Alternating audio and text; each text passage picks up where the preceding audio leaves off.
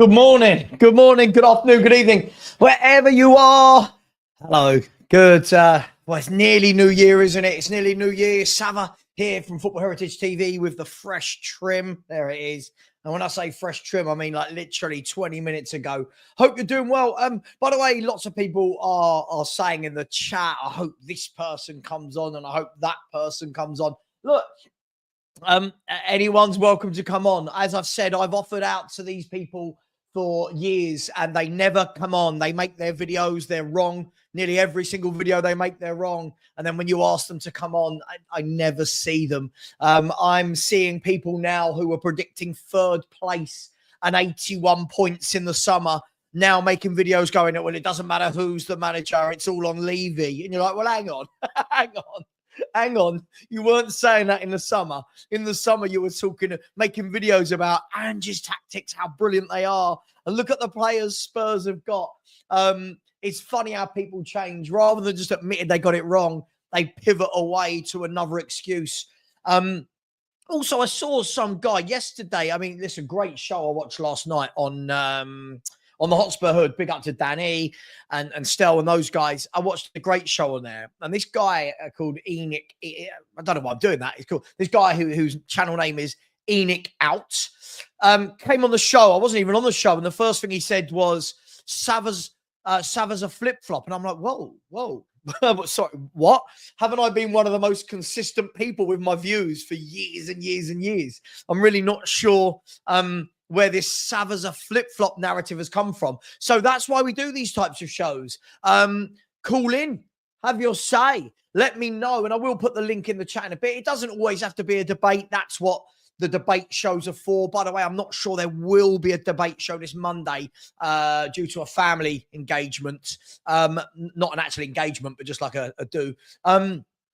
But this is for anyone who wants to come on. Any other YouTuber can come on. It doesn't matter whether they like me or not. By the way, there isn't any YouTubers I dislike, by the way. There are YouTubers I look at and I go, you're waffling for money. But, you know, it is what it is. So listen, if that Enoch Out guy is there, you know, where are all these people? I mean, Gary Hunter, he gave us he was a nice lad, gave us a really good chat in the summer, didn't he, about how we're brilliant, the process and fruit. And now, you know, everything I've said has come true. I'll say it. Everything I said has come true. And why? Because it was bloody obvious, because the manager is absolutely shit. He is the worst coach I've ever seen at Tottenham Hotspur. In fact, he's at the point where I'm going to say it. Clip me if you want. The guy can't coach.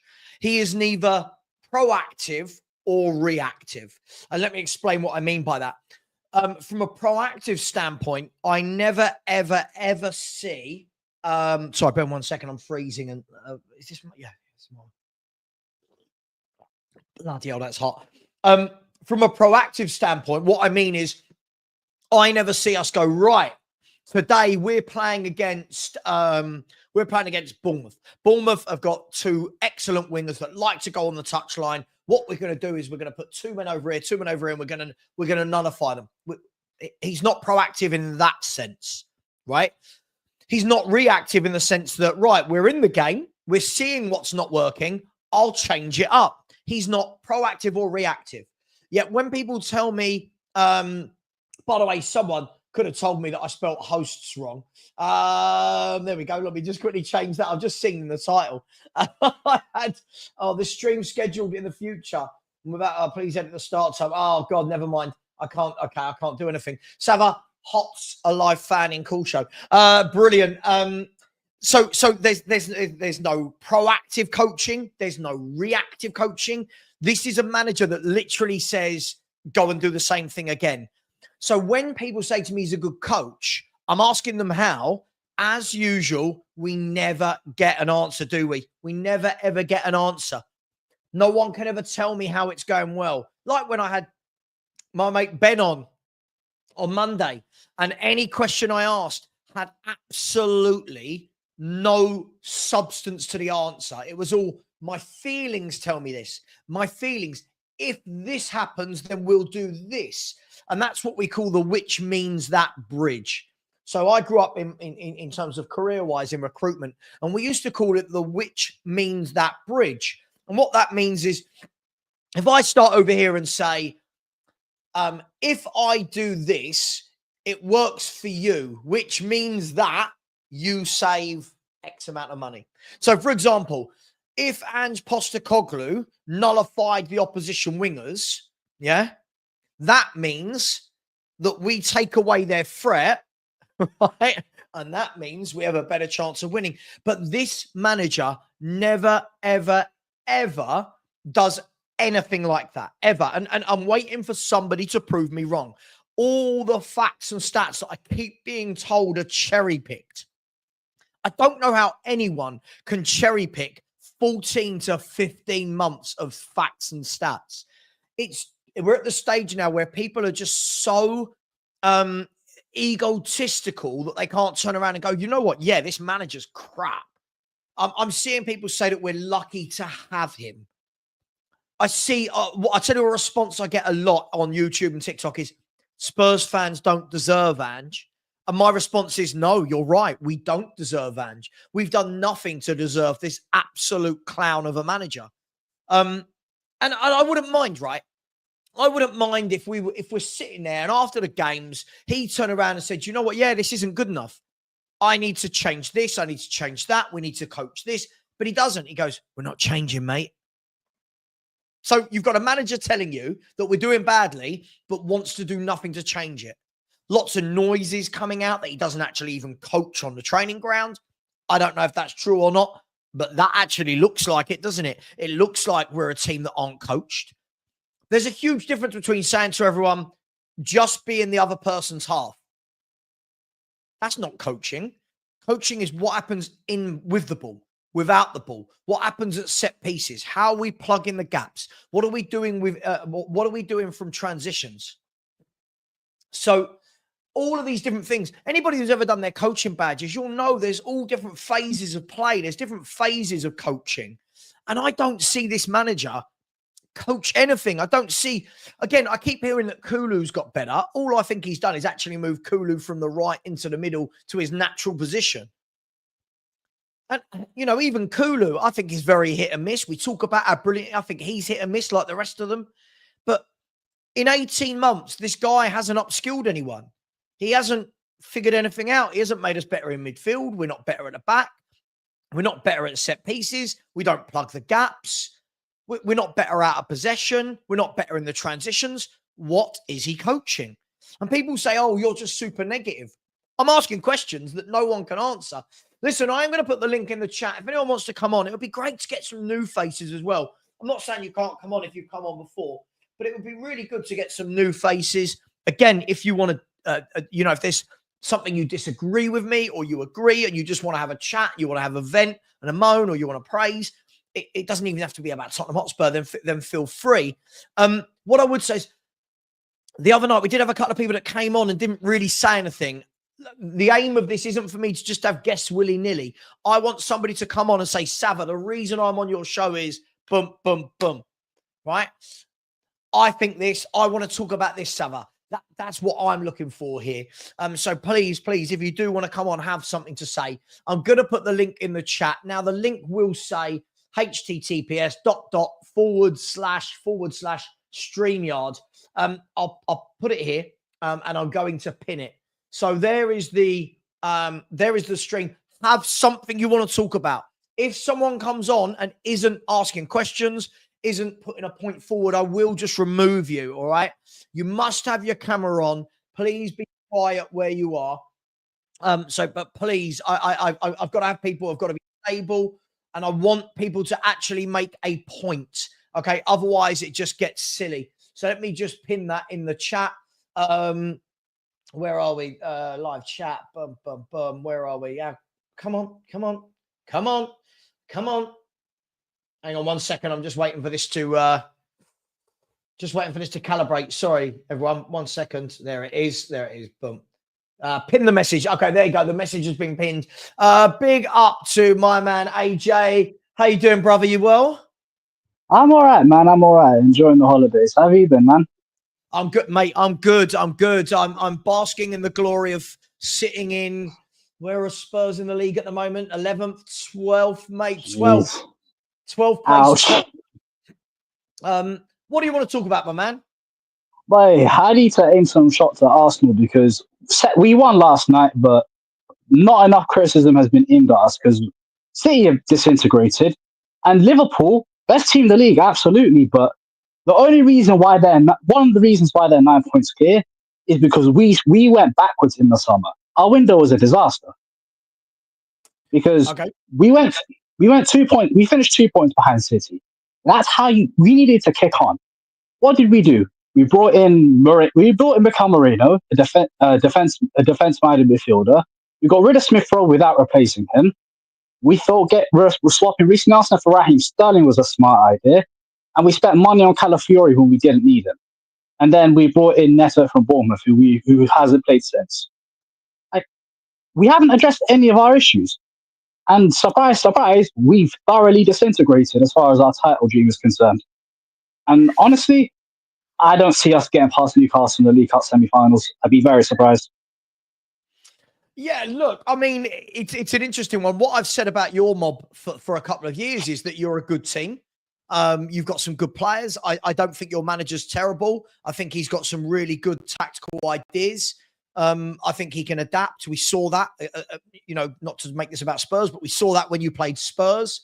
You adapted to going from a team that are quite offensive to a team that sat in for most of the game and countered us. But you're right. Your transfer window wasn't the transfer window of a club that screamed, "This is our title." It screamed of, "Let's just steady the ship." Now, listen, I don't think you made some terrible signings, but there's a difference between making squad signings and the signings that take you from here to there. Like, I think Calafiori is a very good signing. I think he's a very good footballer. We disagree on that one. Yeah. So I disagree on that. I think he's been pretty poor when he's played. Yeah, but you've got to remember that he's played here and there at the moment. It's his first year. He's a young player, first year move into the Premier League. He's not an out-and-out starter. But I think it's okay buying squad players like that. What you guys needed for Arsenal, for me to be, again, I don't care because you're Arsenal, right? But if I remove my Spurs hat and talk football, what you guys needed to catch City, which is what we all talked about in the summer, it wasn't Liverpool. We were all talking about catching City, was I think you needed a top wide man who can play right or left. I think you needed a Pedro Neto. I think you needed Stevie when he went to Chelsea. Right. And I also think you needed another forward player. But you didn't, and I still think you're going to finish second again. Just this time, it's not going to be because you finished, top above City. It's going to be, okay, we're behind Liverpool, but there's a long way to go. Now, you're 6 points behind. There's a long way to go. They've got a game in hand. Like I hear that, but given how we've played this season, it does not look like, and given the owners that we have, I'd be shocked if we had a good January window. It would be an amazing surprise, but I just don't see it. I know these owners, they don't take anything seriously with regards to ambition. And they're not too dissimilar to Levy. Let me ask you a question, AJ, and then I've got a few people waiting, so we'll speed these along today. But I'll ask you this question before I let you go. A lot of talk in the last 72 hours I've seen has been very much about Mateus Cunha to Arsenal. Now, I would be really pissed off if that happens because I think he is a top footballer. He's another one of these gems that Wolves have gone and found, and you go, I want him. Like from a like if I'm a kid at Christmas wanting a present, I want a Mateus Cunha. I know what you mean. The chances of Arsenal going out, I reckon it's going to take, 75 million to get this guy. The chances of Arsenal doing that in the next two windows? Not a chance. Okay. Zero. Because the Declan Rice thing, that was a one-time deal. Kai Havertz, I maintain that's money laundering to this day.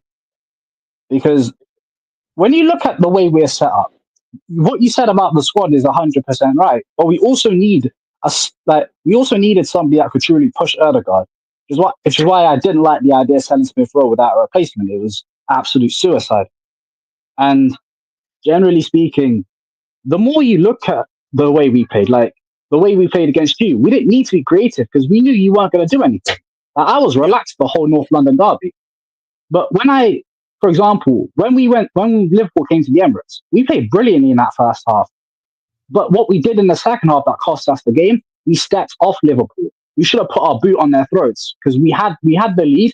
They were vulnerable, and when you don't take advantage of these things, which is what we've done a lot, like the first half against Aston Villa last season, we back in April, we were by far the better team for at least an hour, but we didn't take our chances. And that's the thing. We've never truly been able to take advantage of our big moments, which is a structural problem.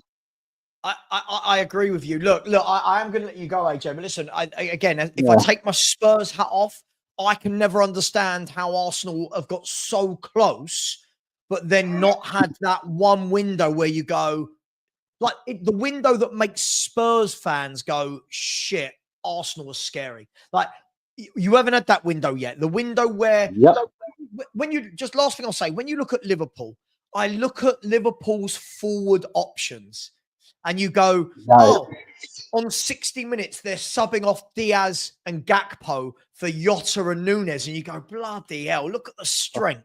Look, we're subbing off a really crap Son for an even crapper Timo Werner. But you guys haven't, you've got Sterling, so it's not much better.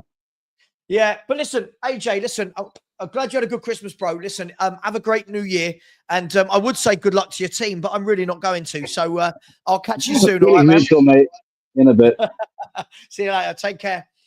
Big up. Listen, the link is in the chat. We've got free waiting backstage at the moment. Feel free to join them. We've got Ryan, followed by the Calf, followed by the Sheriff, who's just practicing Pochettino songs in the background. I can see him live on his camera now.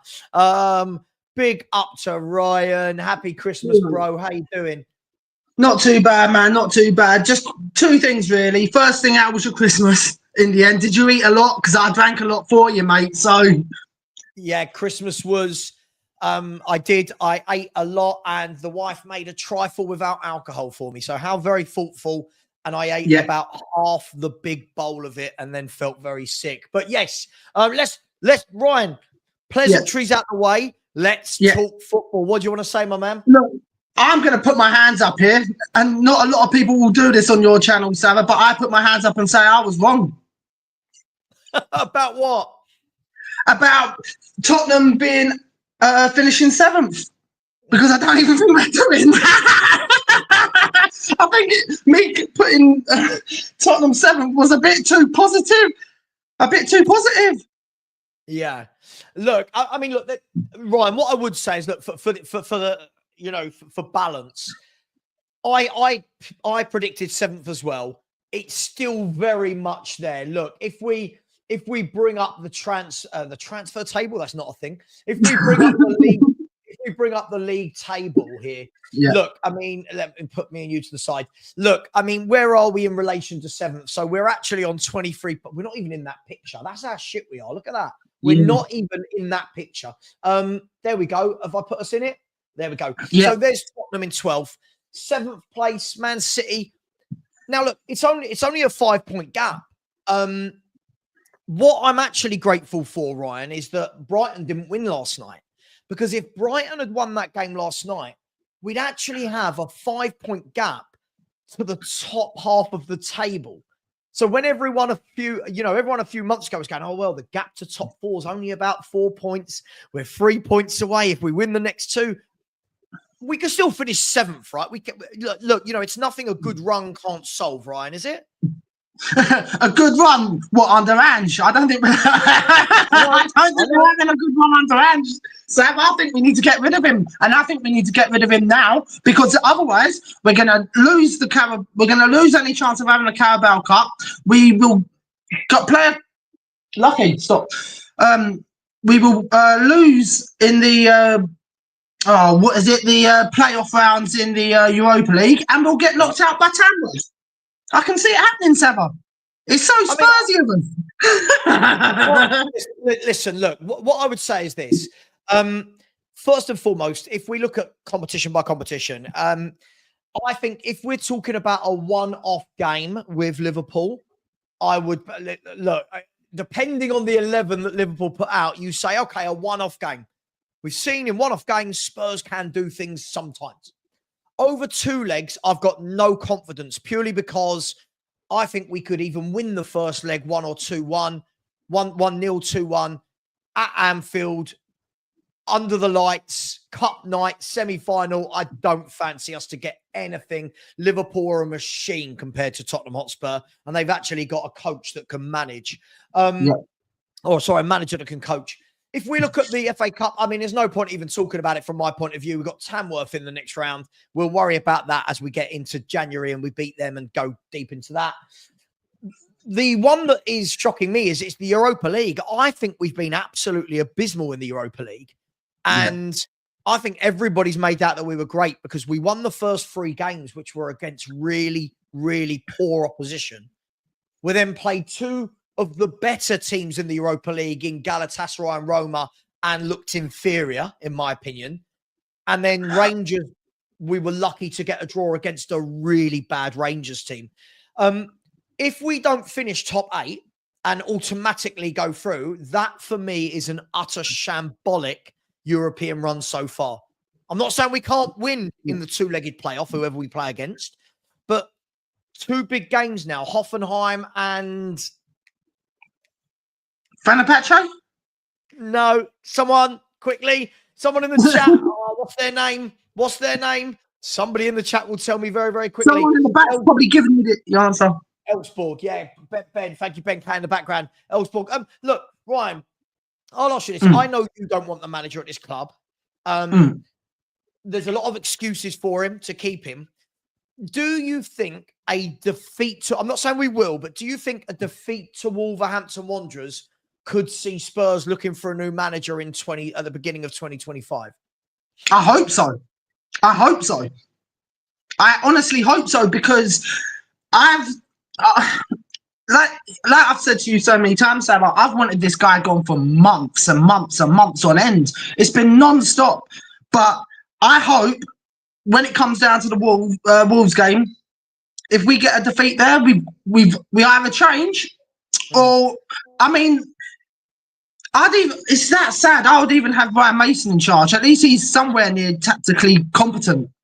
I'm at the stage where when people go, oh my God, it'll be Ryan Mason again. Yeah.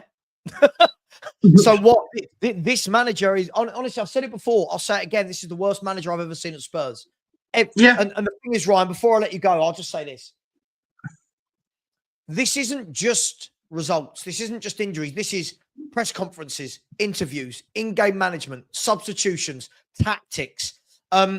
People keep going, he's likable. I don't think he's likable in any way, shape, or form. I find him really off-putting. I think he's rude to all the reporters that he speaks to. And I listen, as much as I don't like Daniel Levy, Ryan, I don't want Spurs to give this manager any more players in January. This is not the manager I want to get more players. Look, Ryan, I'm going to let you go. Much love as always, my man. Enjoy New Year's Eve. Don't get too drunk, or do. Up to you, mate. You do your thing. Drink for both of us. And I'll catch you on the flip side. The flip side. All right? Yeah. Mate. Yeah. I hope you have a good New Year's Eve as well and a New Year's Day, mate. I'm doing a murder mystery board game on New Year's Eve. So that's where I'm at in my life. So listen, I'll enjoy it. You take care, mate. Yeah, we'll do. See you later. Bye-bye. Bye. Big up to Ryan for coming on. By the way, 300 of you in here, only 90 likes, which is appalling. But thank you for the people that have subscribed. We're now only 120 away from 15K, which doesn't mean anything to you lot. It's a big deal for me for getting my channel to the next level. So please do subscribe if you haven't already. By the way, I did just start this comment because, Sam, I'd love somebody like you to come on and debate me as to why, yes, Levy is the problem, but Levy isn't picking these tactics. Levy is not making us the most wide open team in Premiership history to play against. So big up to you, Sam. Thank you for that. Look who we've got. Look who we've got. It's sex on legs, as you will. Ben Kaufman, how are you, buddy? I wouldn't call it sex on. You've literally got a stream called yourself Savva Hots. You have literally said, "There I am. I am Savva Hots." Yes, that's what you've done. Oh, We've had as many people have seen me over the last 24 hours. I've been a bit very anti-cough. I've been very ranty. Usually I'm quite calm, but yesterday I've been very ranty. And I'd like to continue. We love ranting. I've been continuing the conversation that we started it on Shawnee's, but then I had to sort a load of issues out. Some random stuff happened, so I had to have a turkey sandwich and sort a load of issues out. But go to the conversation about coaching, because you've got coaching badges, and people say you've never coached. You couldn't manage anything. Well, I have, because I have managed people in life, because I've managed teams of baristas who speak different languages, but yes, football and barista stuff is very different things. But the art of coaching people is very similar. When you're coaching people, you make them better. The analogy I use is when I was working in my shop 7 grams in Stockwell, which is near enough to you, Savva. I was the only person in the shop that could speak English. The only person. Neither of the chefs could speak English. None of the other baristas. So my director, Janny, said, "Ben, you're Andrea Pirlo. You are dictating the entire shop because you're the only person that can speak English. But you're also the only person that can speak English and partly Italian. So you do this, this, and this, and then everything will fall into place." And that's coaching. You have to coach people. And if you flip that back to Tottenham, we don't do any of that. None of the players that are strong at certain things are helping the people that are weaker at certain things. So let's take Destiny Udogie. He is brilliant at going forward. That's what he's good at. That's what he's been coached to do his entire career for the Italian national team and for Udinese. Go down the wing, force that wing back or that full back that you're up against backwards, which then creates that space for that inside forward or your winger to have a bit of joy, or it drags space out of the way of the number 10 to give them space to be able to play football in, which would make James Maddison's job very easy because his fullback won't be on.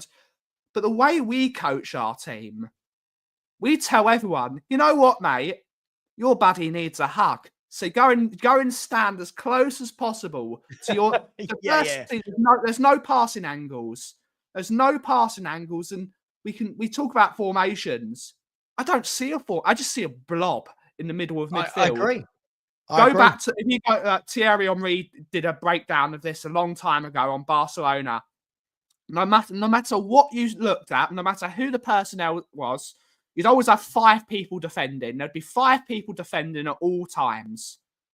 And the rest of the team would go to they'd get to the final third. And once they got to the final third, it was then free flow because there was no danger of you losing the ball. But even if you did lose the ball, you'd always have 5 people at the back to soak up that or to counter press, which is why win the ball back within 60 seconds. We're not coached. We're not a coached football team. We're not. And when we've seen those rumours that Ange spends most of his time in his office rather than on the training, I believe it. I believe it. I believe it because me too. When I see it, I see coaches he's never worked with before. So it's the blind leading the blind. Because the bloke that's supposed to be knowing what he's doing is in his office. And the people that are supposed to be coaching don't know what they're doing because they've never worked with a bloke, which is why you've probably done it when you've changed jobs in previous. When you change a job, a lot of times, it mostly happens in the restaurant business. When a maitre d' moves into another restaurant, or a chef moves to another restaurant, they will always bring their head waiter because they know what they want. They know how to govern their dining room. So why is he not bringing his coaching staff? Why is he not bringing his coaching staff? I don't know. Maybe someone in the chat. The thing is, Ben, this is what I look at when we have these conversations. I know the world of YouTube and football fans that can't really think for themselves just say things like, "Oh, you're negative." right? But when you actually break this down, if you look from top to bottom as to how Spurs play, how we defend, how we attack, how we try and recover transitions, set pieces, substitutions, every single bit of this, you go, are we good at any of that? And we're not. What we're good at, in my opinion, is there are times in games where we have 15-minute spells where we get ahead of steam and we go boom, boom, boom, and we go goal, goal, goal, right? Yeah. And when we have those games, like let's say tomorrow we beat Wolves 4-0, hypothetically. People then go, Ange Ball, Yeah. see, this is what I Ange also Ball. forget that Wolves are in the bottom three, though, don't they? Right. So, but the thing for me is, every time when we beat Villa, this is Ange Ball. Cool. So then why haven't we seen it since? Like, this isn't Ange Ball. What this is a purple patch. When you look at look, I've always gone on the 80-20 rule, right? In everything in life, right? And hear me out on this. When I was doing my coaching badges, you have 80% meat and 20% fat. Yeah, but basically, yeah, right. and when I was doing my coaching badge, someone said, look, when you see teams that are on full flow, full throttle at their peak, you think of a Man City team in their peak. They're not at their peak for 80% of the game. They'll pick and choose their moments, and it's normally for 20% of the game. During that 20% is when a team is great, right? That's where they win their game. The rest of the 80% is where you see what they're actually about as a team, their tactics, their marketing, their transition, their in-game management, their transitions. Our 80% for me is crap, right? Yeah. We saw it the other day, that goal against Nottingham Forest, and everybody with the lazy excuse, oh, if Van der Ven had played, hang on, look. Out of possession, Tottenham are horrible. We are horrible, horrible, horrible to watch. And as I keep showing everyone, just this one picture alone for me just sums up Tottenham Hotspur in a nutshell. This is what we are. These are the gaps. This is how we play. All I want is a manager that realizes I have to manage. I have to coach. I have to look at what's not worked on the Saturday. And then I have to go, right, Monday to Friday on the coaching pitch. How am I going to address that? At the moment, we've got a manager that sees what's not working on the Saturday and says, don't worry about it. We're just going to keep going. And we've got fans that like that. We've got fans that go, it will click. Will it? Everyone knows how we play. In the championship, right? It might click in the championship. Mate, listen, I don't think we're in a relegation battle. I've said that, right? No. But the worrying thing for me is that we are closer to the bottom three than we are the top four. And if ever you need proof that we're going backwards, it's that, surely, isn't it? I've said this on multiple streams. I'm known as Eeyore in this community because I'm usually very pessimistic. I come from a very pessimistic background. But that actually helps me because if I see that something's going to go wrong, I proactively address that issue so it doesn't happen to me. But not even someone like me, not even someone as negative as me, was never going to say Spurs would be bottom half in December. I don't even think you would have thought that. So not a single one of us predicted we would be in the bottom 10 come the turn of the year with 9 defeats. None of that. So actually, we've been very positive by saying we're going for sixth. We've been very positive. This was me at the beginning of the season where I was called negative. For anyone watching this show now, this is what I predicted. And everyone saw me put this up at the beginning of the season, right? I'm going to be terribly wrong with most assists for Kevin De Bruyne. Sorry, someone keeps trying to ring me. Mate, I'm live. Like, when you're not picking up, it's like, either someone's dying or stop calling me. Do you know what I mean? As I said at the beginning of the year, focus on Tottenham. It don't matter about the rest. I don't really give a shit about the rest of the clubs. That's not my concern. Yeah. I put Tottenham in 7th, Ben, and the number of people that came in going, you're negative, you don't know football. Oh my God, what, you think Chelsea are better than us? You think Aston Villa are better than us? And I'm like, yes.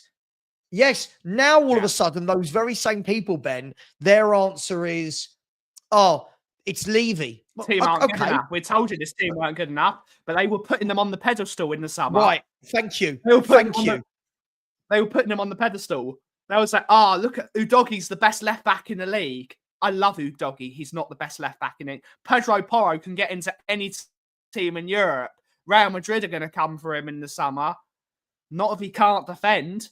Romero's a World Cup winner. He's going to, not if he can't defend. Like, I understand blind hope, and I understand that you want to back your team, and I think people should back their team because it's all we've got, really.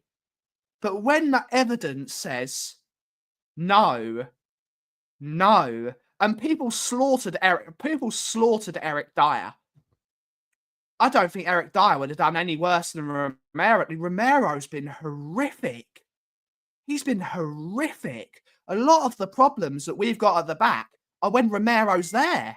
We lost to Ipswich with Romero. We lost to Ipswich with Romero at the back. We lost to was it another team we lost to with Romero? We lost to so many teams with Romero sprinting out of that back line like an idiot and causing not only those two gaps on the wings, but a massive gap in the middle because he can't keep discipline and he's supposed to be the captain of the defence.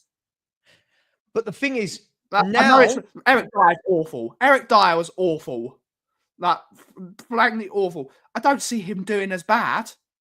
Well, Højbjerg. Someone said Højbjerg. We could really do with a Højbjerg at the moment. Someone that's going to be a talker. It's one of the players you used to say. Connor Cody, never the greatest footballer in the world. Never going to win any awards. Never going to pull up trees.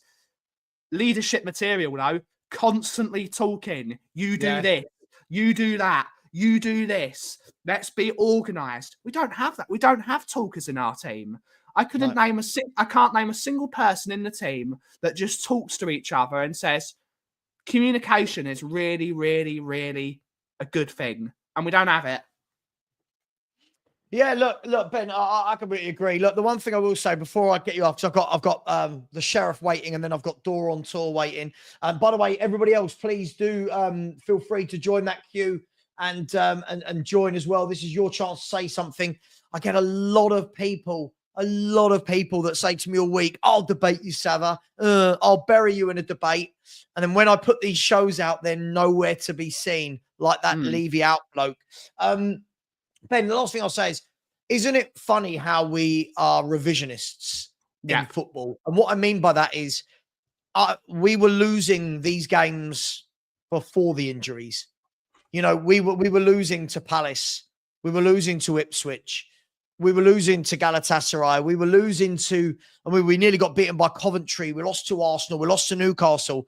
Then all of a sudden it's, we're only losing games because players are injured.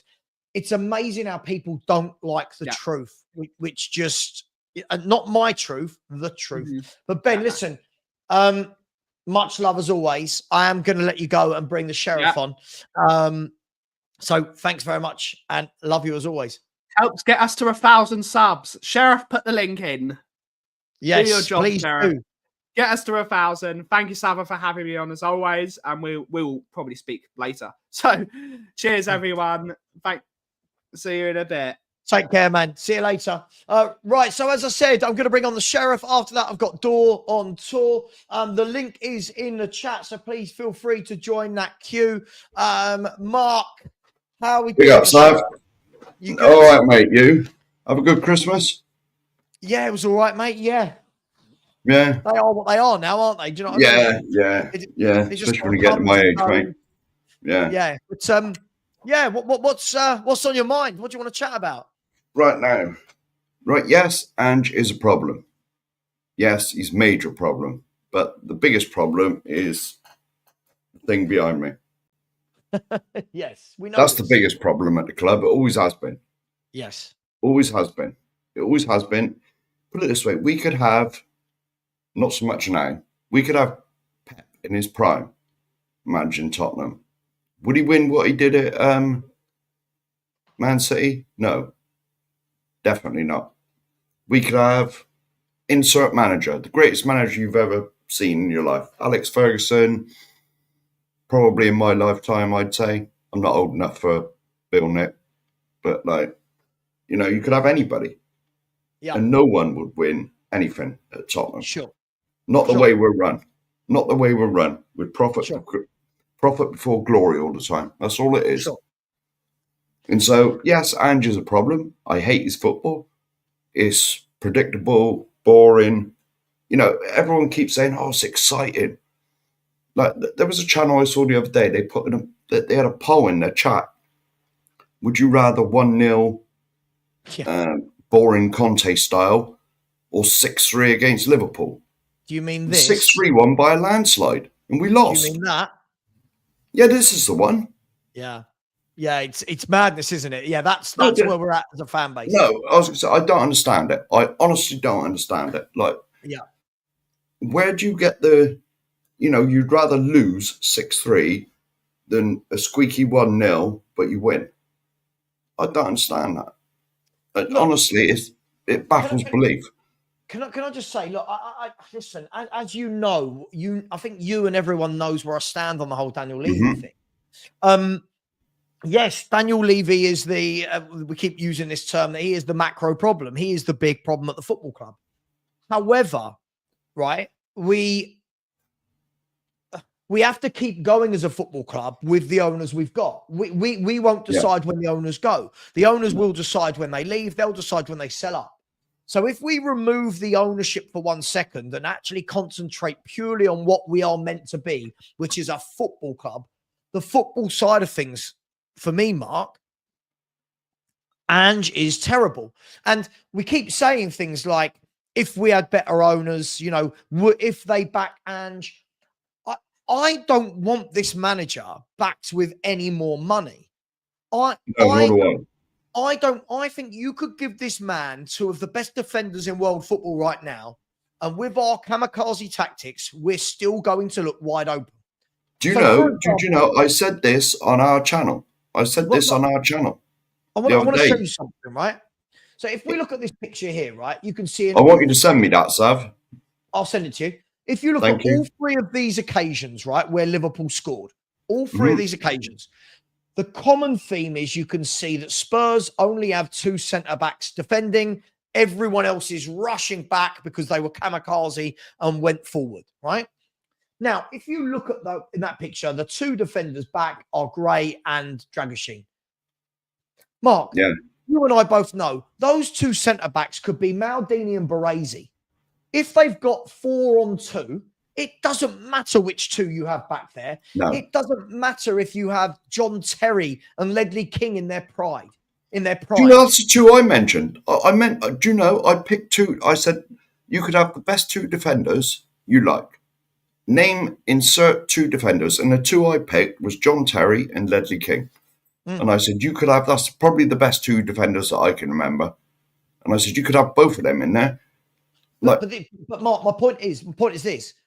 We keep saying back Ange. No, certainly not. I don't. When we sign these players, all of these people lose their minds, right? YouTubers start making videos as to why this person is perfect for Ange Ball. All the fans come in the chat going, "Oh, this is he's an Ange type player." Then when we can't win a game for love nor money, it changes to, well, Ange wasn't backed. Look, I don't want this manager to bring in any more players and waste more talent. That's just me. I don't. No. This club for me, if ever a team needed a new manager, forget Levy for a second. Let's forget the 24 years. Let's just talk about tactics on a football pitch. This manager, Mark, I don't know. You don't have to agree with me. This manager is the worst I've ever seen. Ever. He's got to be up there. He's definitely up. Well, put it this way. Even people that weren't as bad as him have been sacked by now. Exactly. So he probably is, to be honest. But the thing is, just going back to Levy, the thing is, right now, I'm as much Levy out, Enoch out. I don't want them at the club. They are the ultimate problem at the club. Right? Now, The thing is, it's too late to get rid of them now. It's far too late to get rid of them now. They've built an empire, right? That new stadium. I've been 5 or 6 times to the new stadium. I've been 5 or 6 times there. The new stadium is a cash machine. That's all it is. It's a money printing machine. That's all it is, right? And you got to remember, Enoch come in and bought what, Tottenham for 20 odd million. It wasn't much more than that. Yeah, 25 million, something like that. Whatever it was they paid, it's now worth 3 billion, and that's what it's worth. What they'll sell it for is probably 5, 6. Who knows? Knowing Daniel Levy, about 10. But so they're right. It's taken them this time to build the new stadium. And you got to remember, they're sticking a hotel there as well. They've got concerts, they've got rugby, they've got boxing, they've got God knows what going on in there, right? And all the money that that's bringing in without the hotel, because when the hotel's built and they're charging what, £200-300 a night to stay in the damn thing? I'm guessing so. Well, whatever. I don't know what London prices are, but they're not going anywhere now. Honestly, the time to get Levy out is when we move to Wembley.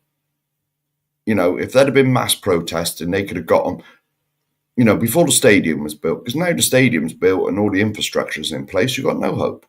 No hope whatsoever. And put it this way, I'm not slagging off the protest, because, put it this way, if I could get there, I would go.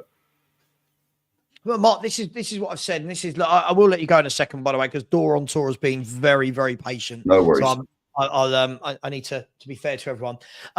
Look, I get this a lot when I get told, "Oh, Savva, you've said you're Enoch out since 2007." We all know which day I turned Enoch out, Mark. Probably the same as most people. The Martin Yole debacle.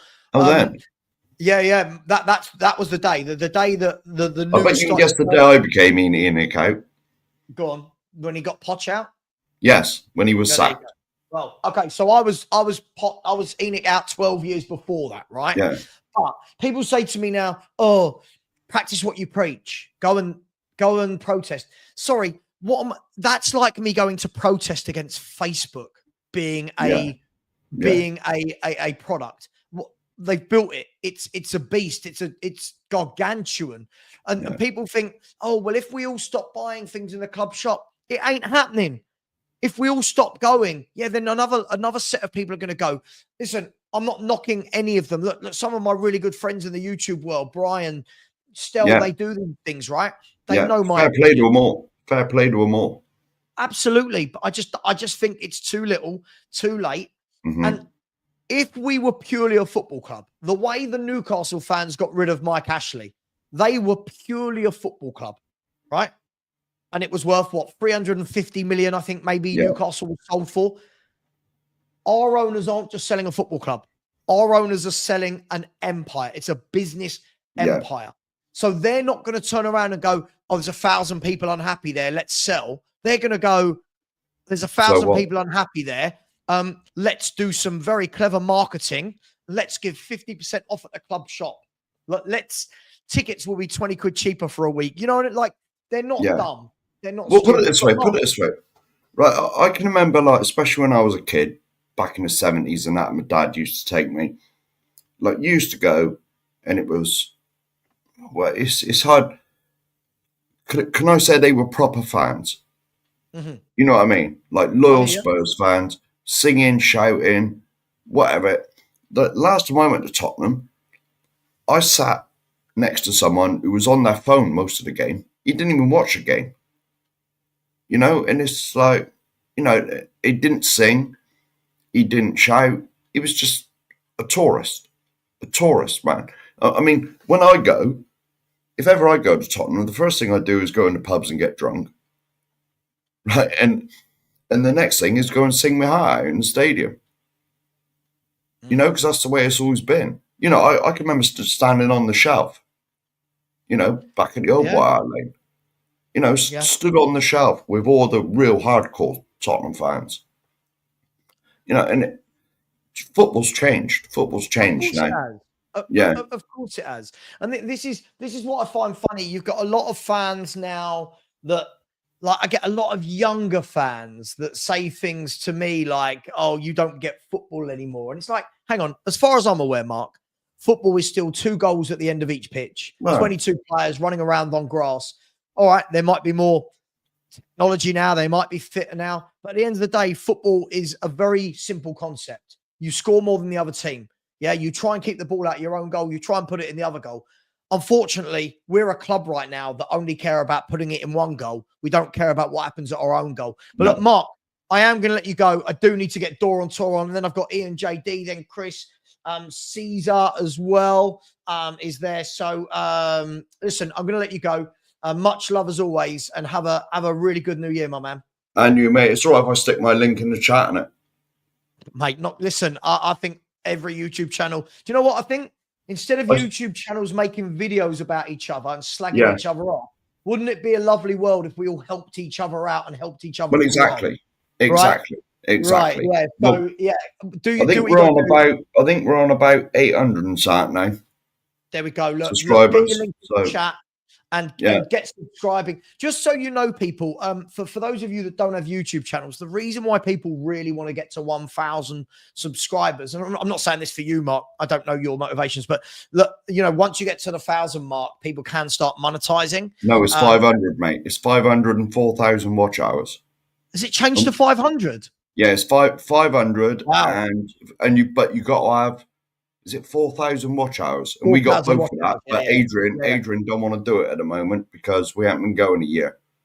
He wants to leave it till we've done a year. Monetize. For the amount of abuse I get, I monetize the hell out of it. Listen, I'm going to let you go, Mark. I'm going to bring on Dawn. Mate.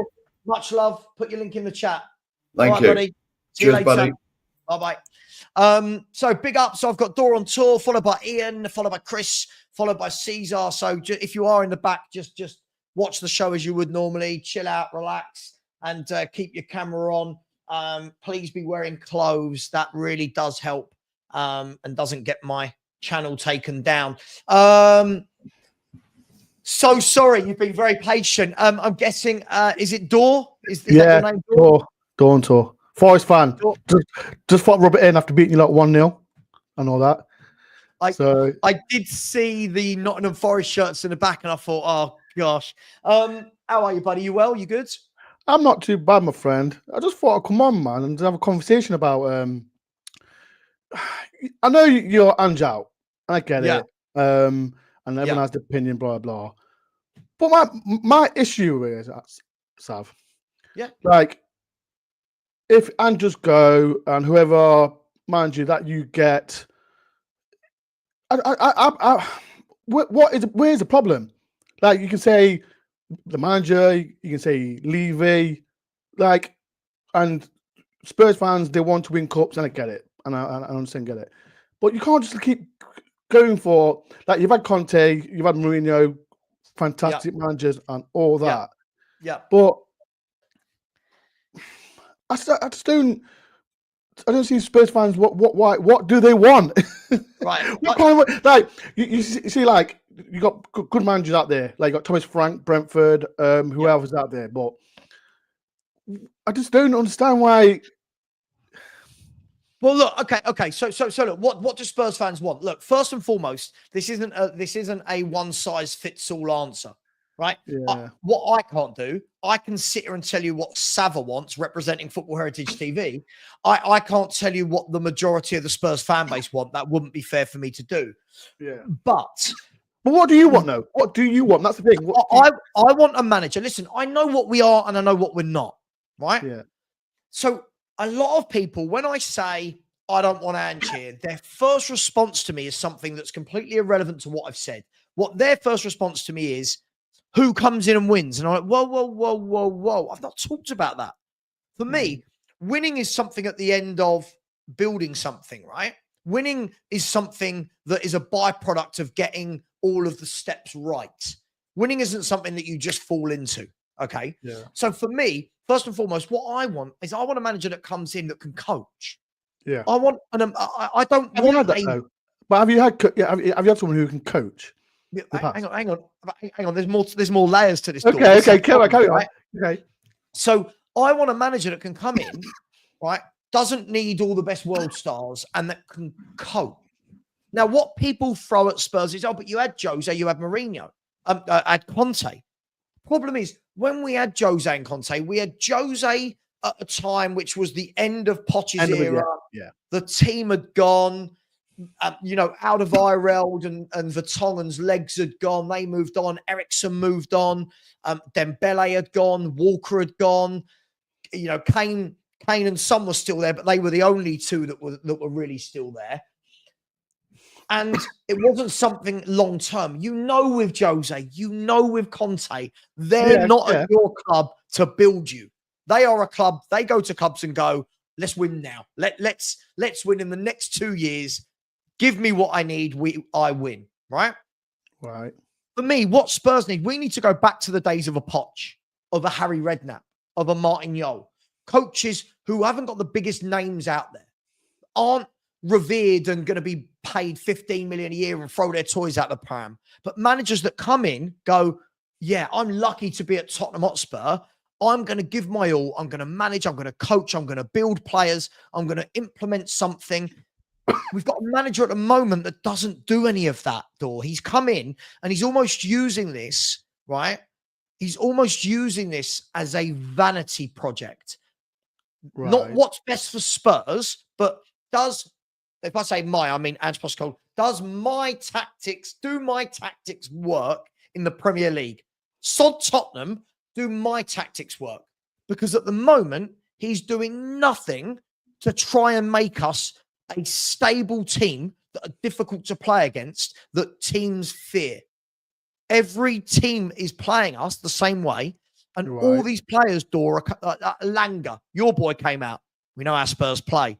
Mo Salah the week before. We knew what Tottenham were going to do. Gary O'Neill, who got sacked at Wolves, goes on Monday Night Football going, yeah, well, we knew what Tottenham were going to do. You can't have that. You've got to have, surely, haven't you? You've got to have some unpredictability, some mix it up. Surely you've got to have some. What manager do you want now? If Ange goes, like I mentioned, there's Thomas Frank, you got Fulham, Silva. Can you get these managers to come to your club? Because we're talking about Spurs being are they a big club? The trophies have got to back it up, don't they? Sure. Are we as big as Arsenal, Liverpool, Chelsea, Man United and City? No. Are we the next biggest club in the country? I think it would be fair to say yes, we very much are. How? What do you mean? You're the next big club. Come in. In terms of the last 20 years of where we finished in the league, the number of times you've not won nothing. That's what I'm trying to say. Like, so who has? Okay, so by your reckoning there, what I was going to say was we're the 6th biggest club in the country for the size of our stadium. Yeah, the number of people that. Hang on. Let me finish. Yeah. Right. Size of stadium, revenue. League finishes over the last 20 years, number of times in the Champions League, right? When you look at all of the other clubs in and around us now, none of them can say that, can they? Who can say it outside that top 5? But you've just said you're the next big club coming, but I don't think you are. No. It's not, no. Listen. You just said that. You just said that. No. Listen to my words. We're not the next big club coming. As I said, you've got Man United, Arsenal, Liverpool, Chelsea, City. Those 5 clubs are the biggest 5 clubs in the country. They over the last 2 decades, 3 decades, look how much those 5 have won. They've got the monopoly. Is that fair? They've got the monopoly of everything. Is that fair? But it's about trophies. That's the thing. It's about trophies. That's what. I'm being successful in the Premier League. Yeah, but I don't think you're listening to the question then. No. Hang on. I've just said they've got the monopoly. They've won all the trophies for the last 5. For the last 30 years, those 5 clubs have shared nearly all of the trophies in this country. Is that fair? A little bit, maybe. No, not a little bit. Who else then? Which one have I missed out of Man U, Man City, Chelsea, Liverpool, or Arsenal? Who else is winning trophies along those lot? You can say, well, I saw in the comment Leicester that they won the Premier League, didn't they? Right. Could you class them as a big club? Sure. What? Okay, but again, the word we've got to listen here, right? No, but I'm not talking about. Let's talk about on the pitch. On the pitch. That's what I said. You're not listening to me. No. I am listening. But the way you're no, right. Let's stop twisting it because I think you change the subject a little bit. My question is, I've come on. I'm explaining, trying to say is, you're out, and I'm saying, what do you want? Like as a manager, that's what I've come on. Haven't I explained that? No, not as a manager. Who do you want? Okay, as a manager, you want a coach. You want a coach that can run the team, right? Okay, as a manager, I want a Iriola.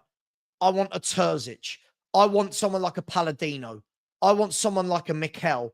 I would like a Gasparini. I take a Thomas Frank. I want a manager. I want a manager that manages and coaches the team better.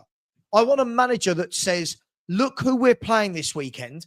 This is their strengths. We're going to do this tactic to negate them. So, for example, if you look at this weekend, who went to Chelsea and beat Chelsea at Stamford Bridge? Fulham, right? Fulham went to Chelsea and won 2-1. What did Fulham do differently this weekend than they do every other game they play? I don't know. I didn't watch the match. They changed from a back four and went to wing backs. They went to a back three wing backs and they nullified the two Chelsea wingers and Cole Palmer. That's what I want. A manager like Marco Silva that's turned around and gone, how do we negate Chelsea's threats? That's a manager. That's a coach. Pochettino. Nuno was a coach, right? Nuno was a coach, right? Nuno was a coach. I mean, we didn't see him long enough to know, did we? We didn't see Nuno long enough to know. Yeah, whose fault's that? Whose fault's that? Like, I think you're like fan base of what you want. Mate, the fan base didn't sack him. Daniel Levy sacked him. No, but I'm saying, but the pressure, like, he did make a good start in at Spurs, didn't he? Well, it wasn't the worst start in the world. That's not true. He got manager of the month, didn't he? He had a 50% win record for 10 games. He's got a better win rate than Ange Postecoglou. The thing with Nuno, because like I said, now he's been successful with us because I know he didn't bring his number two with him at Spurs. I don't know who he was, and I like I said, I understand your opinion about Ange doesn't, because I go to every game and watching Spurs, you got like your best goalkeepers is it March. You got your two. I rate you two centre backs, Romero and Van der Veen, great centre backs. But right at this moment in time, you're losing games like I can mention. Like I can't be disrespectful to Bournemouth because Bournemouth were a good team, lost to them, lost to us. But I just don't understand like who will want to come to Spurs. That's. But again, this is. I saw this conversation last night. This is the thing. I think if people actually want to go and do their research, this is the difference. I keep getting thrown at me, right? That. Oh, but our goalkeeper's missing, but our centre-backs are missing. This has not been the last month that this has been happening. We've been crap for 14 months, Dor.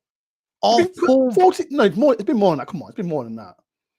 But no, it hasn't. The last 14 months. Of course it has. You've been crap more than...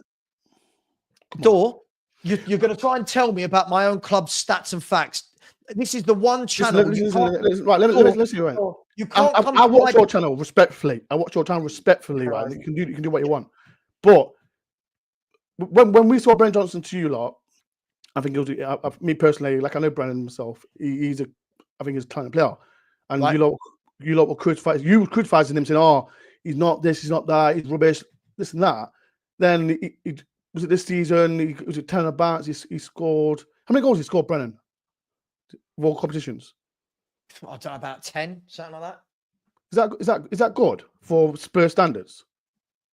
Yeah, but Brennan Johnson's got one skill set in his locker, which is fine. But again, Ange plays him on the right wing, which makes him redundant. It's like playing with 10 men.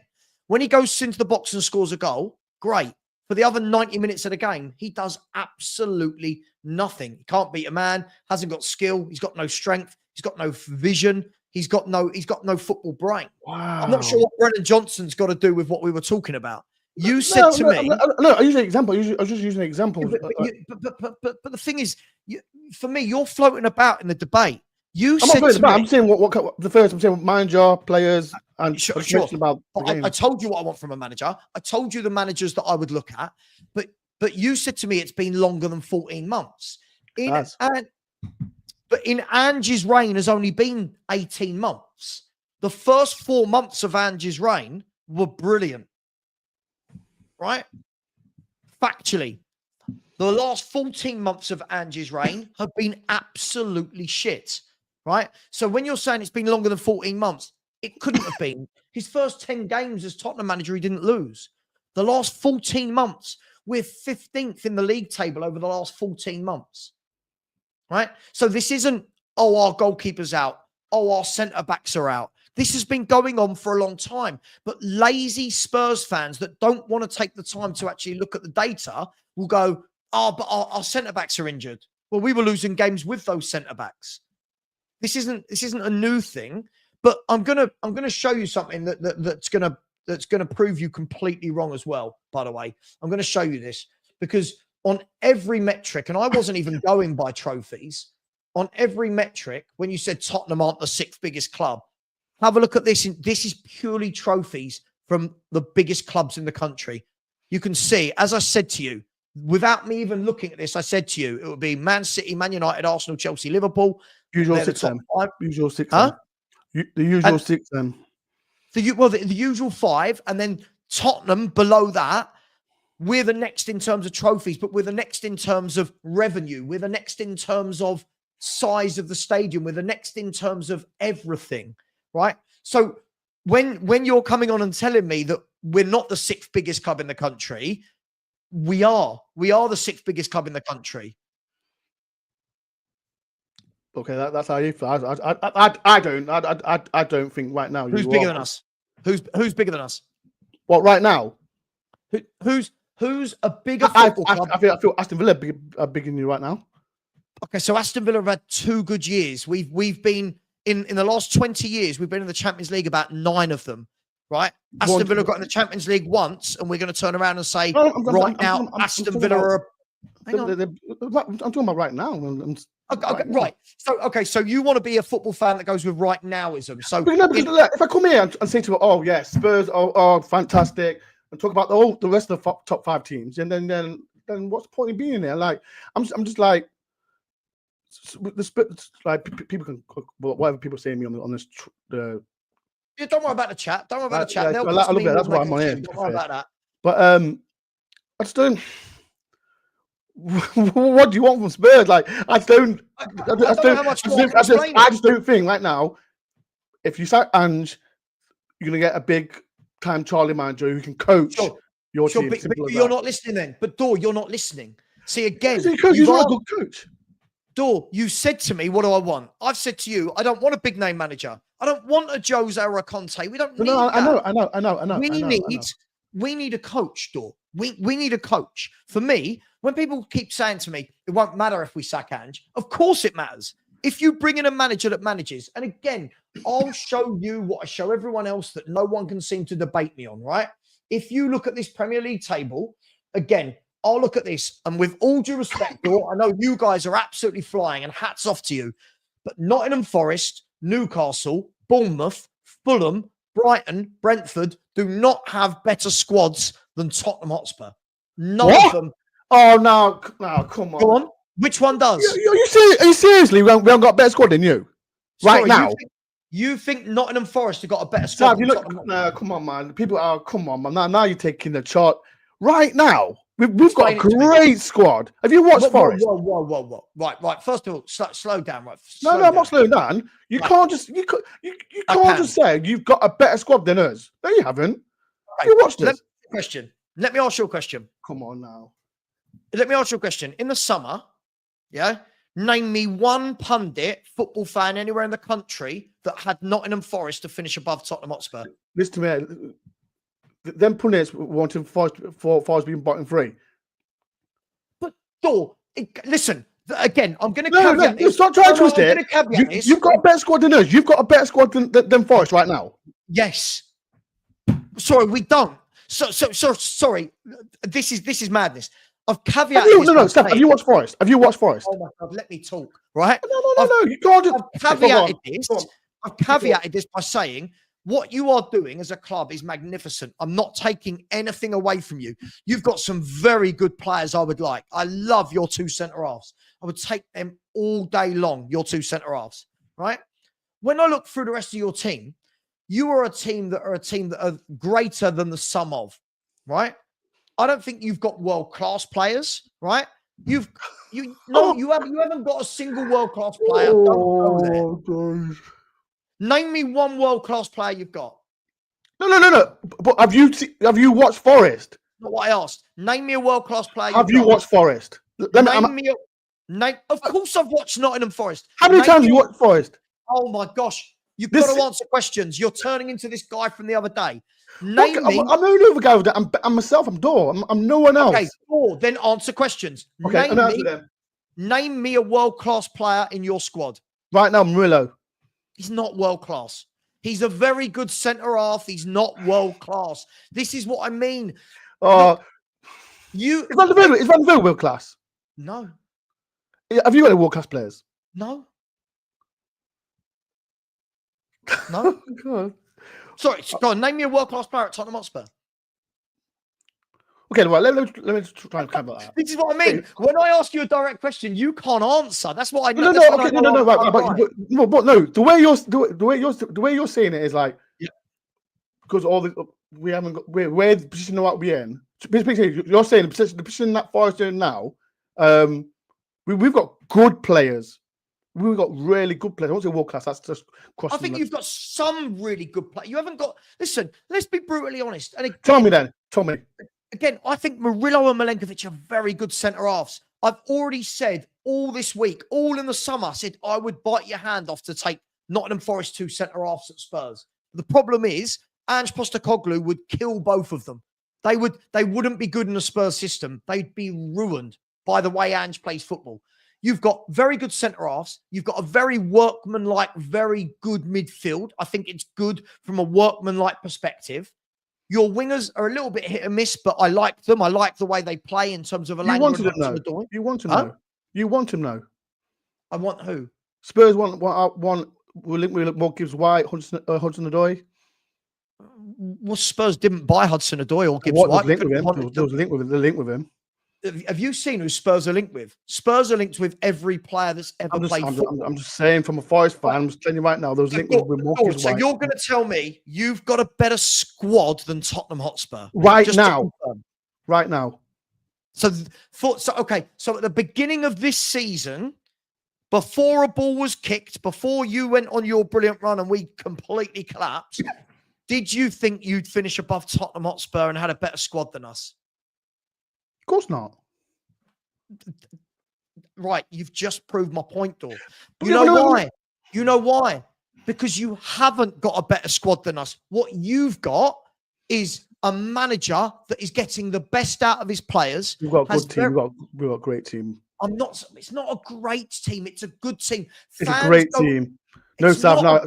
So because you don't watch Forest, it's different because I'm going to disagree with you anyway. So do you want me to agree with you every single time that you say? Nottingham Forest are a great. This is the problem. Football fans see something in a snapshot of time. You're doing very well in a moment of time, and it goes from Nottingham Forest to in a relegation battle to great team. There's many layers in between. You're a very good, well-organised, well-drilled football team, but you can't take that compliment because you need to go to the next level, right? You guys are punching well above your weight. That's not a bad thing. That's a brilliant. You are. You shouldn't be third. No one before. Come on. I can't be doing this, man. No, that's right. Dor. So at the beginning of the season, where did you predict Nottingham Forest to be? Mid-table. I think mid-table. Right. So you're proving my point.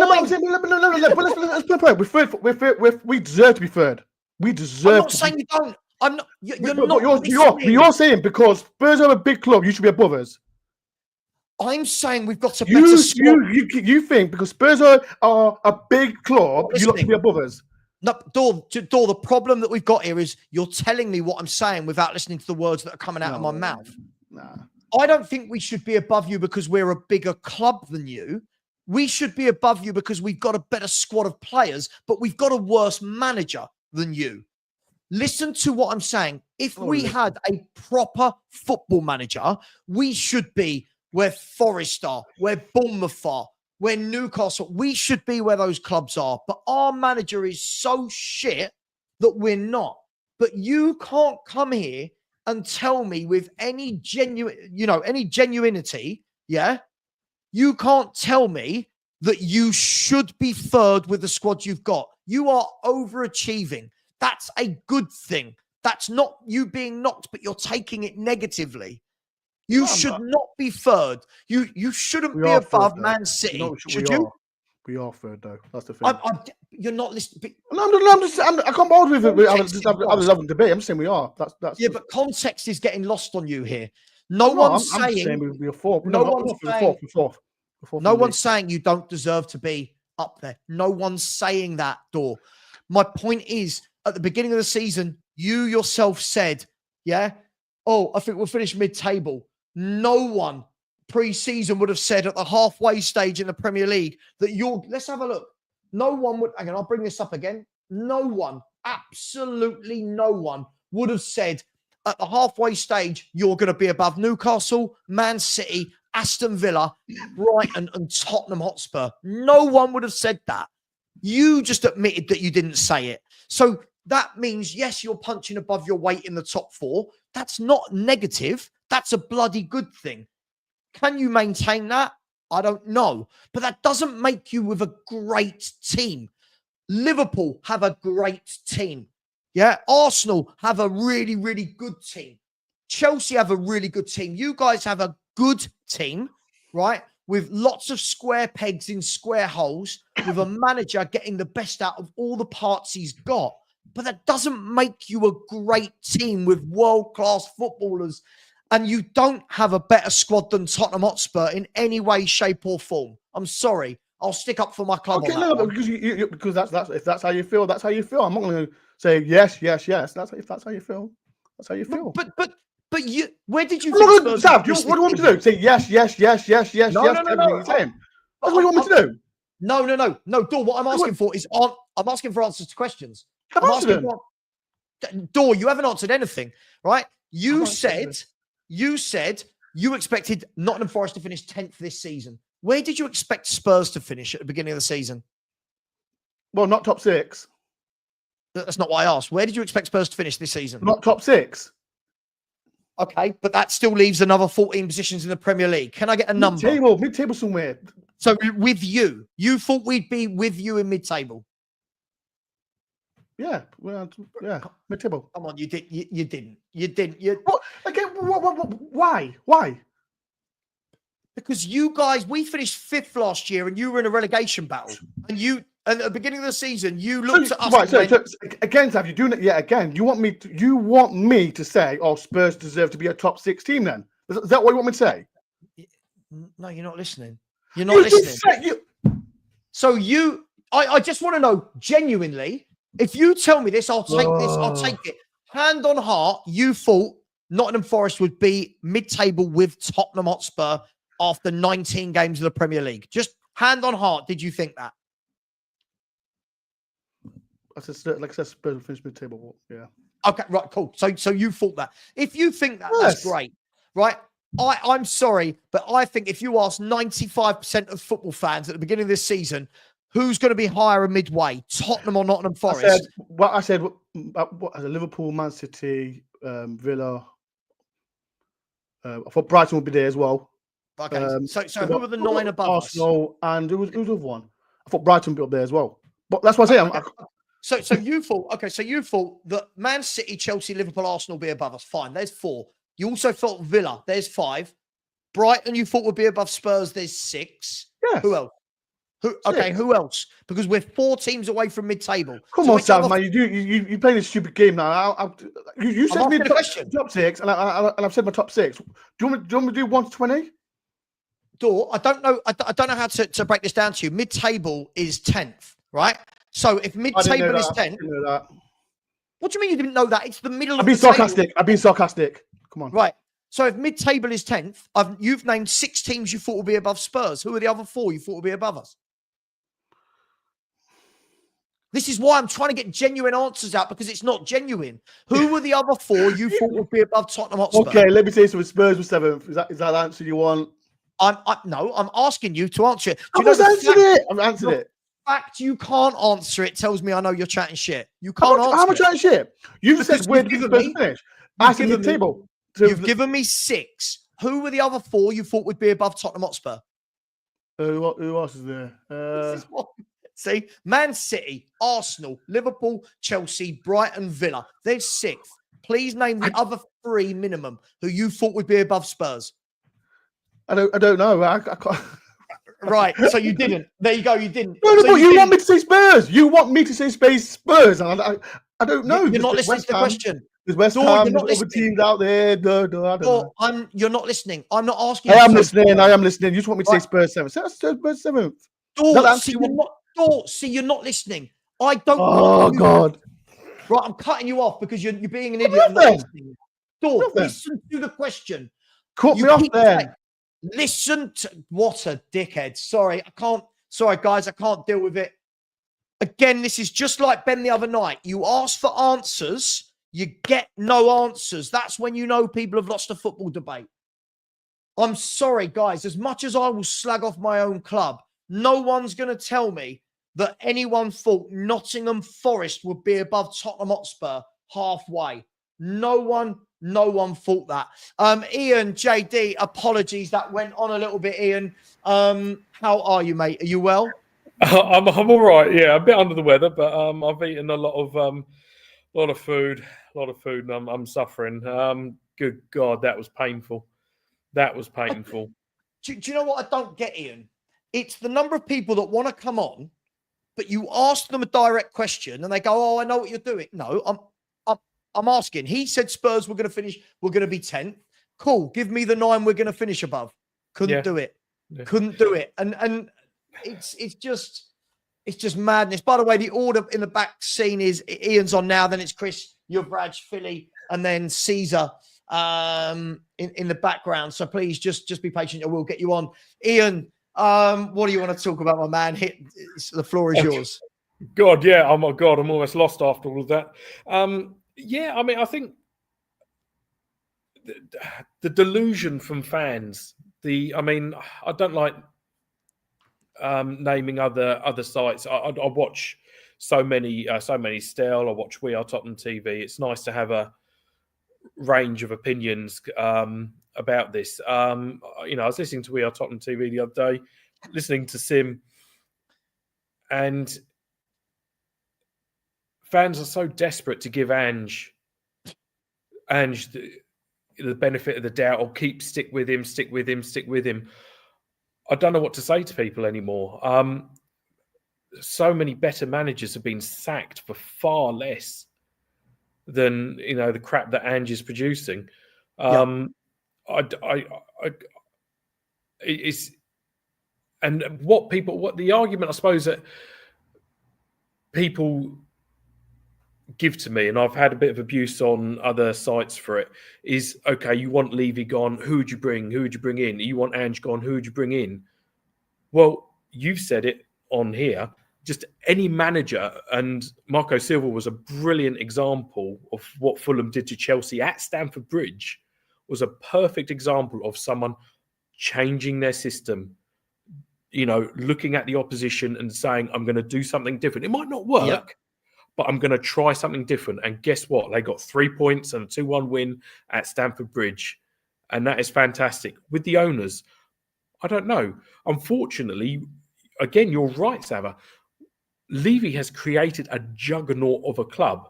Mm-hmm. Newcastle, 250 million, 300 million valuation. There's a lot of owners out there who can do that, and change and make Newcastle, a better club. The problem with Spurs is, who's going to pay 4 billion? I agree. I don't know those people, but what I want is for people to look at what Liverpool have just done, and that's the owners I want. Mm-hmm. I remember when we were at Wembley and we beat Liverpool 4-1. It was one of Klopp's, I think it was Klopp's first season or something like that. I can't remember. And everyone said, "Oh, Tottenham were way ahead of Liverpool, way ahead of Liverpool. You know, look how good." And we were brilliant. We were brilliant on that day. And look at what Liverpool owners did. What do you need? What can we do? And now look at Liverpool. Premier League champions, Champions League winners. You know, and then Klopp decides to leave. And look at what the Liverpool owners did. No fanfare, no circus. Identified who they wanted as manager, slot, and brought him in, and it's seamless. They're top of the league. Look at the players that Klopp brought in. He knowing that he was leaving, and he must have known he was going for some time, I think. Yeah. Look at those 3 midfield players that they brought in. Spent 138 million, I think, and I would take every single one of those players. Building for the future, planning. That's the owners that I want.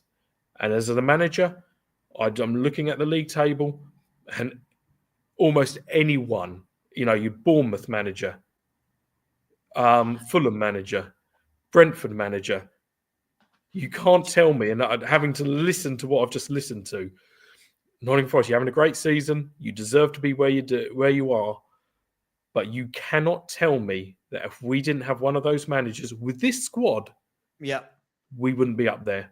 I'm sorry. Well, look, Ian, the thing is for me, look, there's a few things to pick on there. I mean, first and foremost, look, I've said all along that I think that the ship has sailed in terms of people going, oh, like when I say, oh, Ange, the first thing I get back from everyone is Levy's the problem. And I'm like, fine. How often do chairmen leave football clubs? Right? How often do chairmen leave football clubs? Our fans make it out like it's really easy to do. It's like our fans make it out like we can have a poll saying we don't want Daniel Levy, and then Levy's going to go, oh, shit. They go, oh, shit. Right. All right. I'll see you. It's not that simple, right? Owners don't leave football clubs every day. I mean, Arsenal have had their owners for how long? You know, Tottenham, how long we had our owners? Yes, Man United had just been bought out, but a stake in Man United has been bought. Look, and they're not going to leave. Sorry, Savva. They're not going to leave with Tottenham making the type of money that we're making. You'd be foolish to think that. Exactly. At the end of the day, the way I look at it is like this: we're a football club. Most football clubs, when they're talked about, will be talked about by players, by managers. Our chairman is talked about more than any other chairman in football, in my mind. I'm sure Man United over the last decade have been talking a lot about the Glazers, etc. But if we bring this back to a football level, right? On the football level, Ange Postecoglou is not doing a good job. Now, people will say, oh, you hate him, you're negative. Factually, Ian, he's not doing a good job. And I know those facts and stats piss people off. I know people see that and go, oh, well, Savva, you're negative, give him a chance. But I keep saying, if we see gradual progression, I will turn around and go, cool, leave the manager there, see what he's doing. But we're actually going like that. We're going backwards. And all I've asked for is a competent football manager that tries things. That's all I've asked for. Yeah. And we turn into a fan base where not all of us, let's just say 50-50. I'm sure it's not, but let's just say 50% of this fan base love the bullshit that comes out of this manager's mouth. We're going to keep doing what we're going to do. I promise you we're going to win things. And they go, there you go. What? You can promise what? I can promise my wife we're going to buy a £5 million house next year. It's not happening. Do you know what I mean? I could promise all day long we're moving into that 15-bedroom house down there. I can't afford that. You know what I mean? It's the reality versus people's I don't want to say expectations, that's the wrong word, but it's the delusion versus the reality which isn't kicking in. And some people I've seen fans lately who have said, look, I got it wrong. This manager's crap, and they're starting to come back down to the kind of reality level. Others are so far gone in their predictions of their delusions of grandeur that they can't say this manager's failing. This manager is not doing a good job. Yeah, and I totally get it. And I've said to I've you know, some of my own personal friends, you know, and I've said to them, you know, they've all turned around and said, you know, or some of them have said, turned around and said, yeah, we could win something. We could win something with this manager, you know. And my argument is, we had Kane, Ericsson, Son, Alderweireld, Vertonghen, Rose, Walcott, Lloris, Dembele.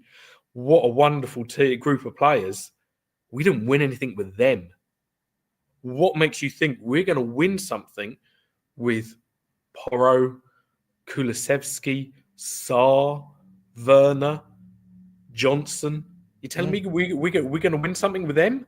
No, we're not. Yeah. We didn't win when we had a brilliant, one of the best squads I've ever seen. You know, we didn't win anything then.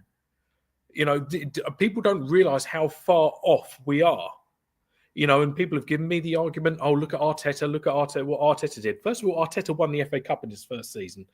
Second of all, he basically steadied the ship. They maintained where they were, and now they've gone up. We're just going down. We're going back. Exactly. Yeah. It's getting worse. Yeah. Yeah, so don't give me that Arteta example, because that's a really bad one.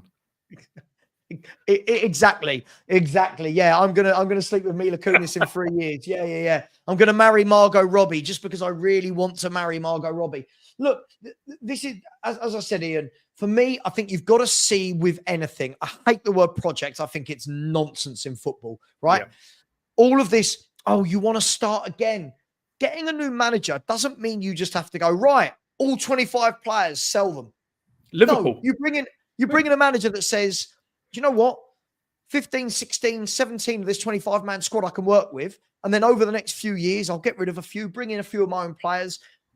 Not everything is this rebuild, project, process. These buzzwords are what is keeping Ange in the good books of the fans. So frustrated with it.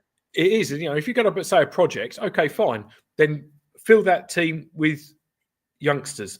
Put Dorrington in, you know, put Gray in midfield, put Lancashire in, you know, start Marky Moore, you know, fine, Bergville, you know, start them all. Okay, I can then believe that's a project. Okay? Exactly. Yeah, this isn't a project. This is, I don't even know what to call this anymore. But whatever it is, I don't want any part of it. Because I agree. If this is a project and we are truly blooding young players, when our centre-backs are out injured, why is Alfie Dorrington not playing every game at centre-half? Yeah, where's Ashley Phillips? Right, absolutely. But the thing is, you look, Dorrington is at the club. He's played every level of football for England, I believe, up to under 20s or whatever. He's in the Spurs squad, right? And you're thinking, all right, injuries. Can't put in your young centre-back. No, we're going to take our central midfielder who's never played central midfield, and we're going to put him at centre-back. But then we're going to say it's a youth project. Yeah. Where are the youth players? Where's the evidence? There's no evidence there. When you're losing to Forest, why is Will Lancashire not coming on for the last 15 minutes? Yeah. If this is Put a youth two up project. front. Right. Just pump the ball into the center, you know, into the penalty area. Do whatever. Try something. Try something different to what you're doing. Yeah. I know. I don't get it. I don't get it. And people are making excuses for that 6-3 loss to Liverpool. Oh, I still think we're going to win the League Cup. No, we're not. No, we're not. We're not winning. We're not winning the League Cup. You know, if we get beaten 6-3 and we've got Ashley Phillips and Dorrington and Lancashire and Moore in the side, fair enough. Fair enough. But do you know what makes me laugh about it is, look, I watched Liverpool play Leicester the other night, and Leicester, bearing in mind, new manager, what are they? They're bottom three, aren't they? At the Yeah, moment? they are. Leicester, Yeah. So Leicester are now bottom three. 18th on 14 points. They went to Anfield, and for the first 45 minutes, I thought they were massively in the game. They went 1-0 up. They defended brilliantly. And you're thinking to yourself, you think Liverpool are going to end up winning the game. They're the better team. They're at Anfield. Yeah. But they gave a fist of it.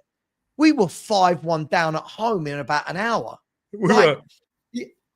Who sets their team up like that? It's pantomime, Ian. Yeah. And it's pantomime.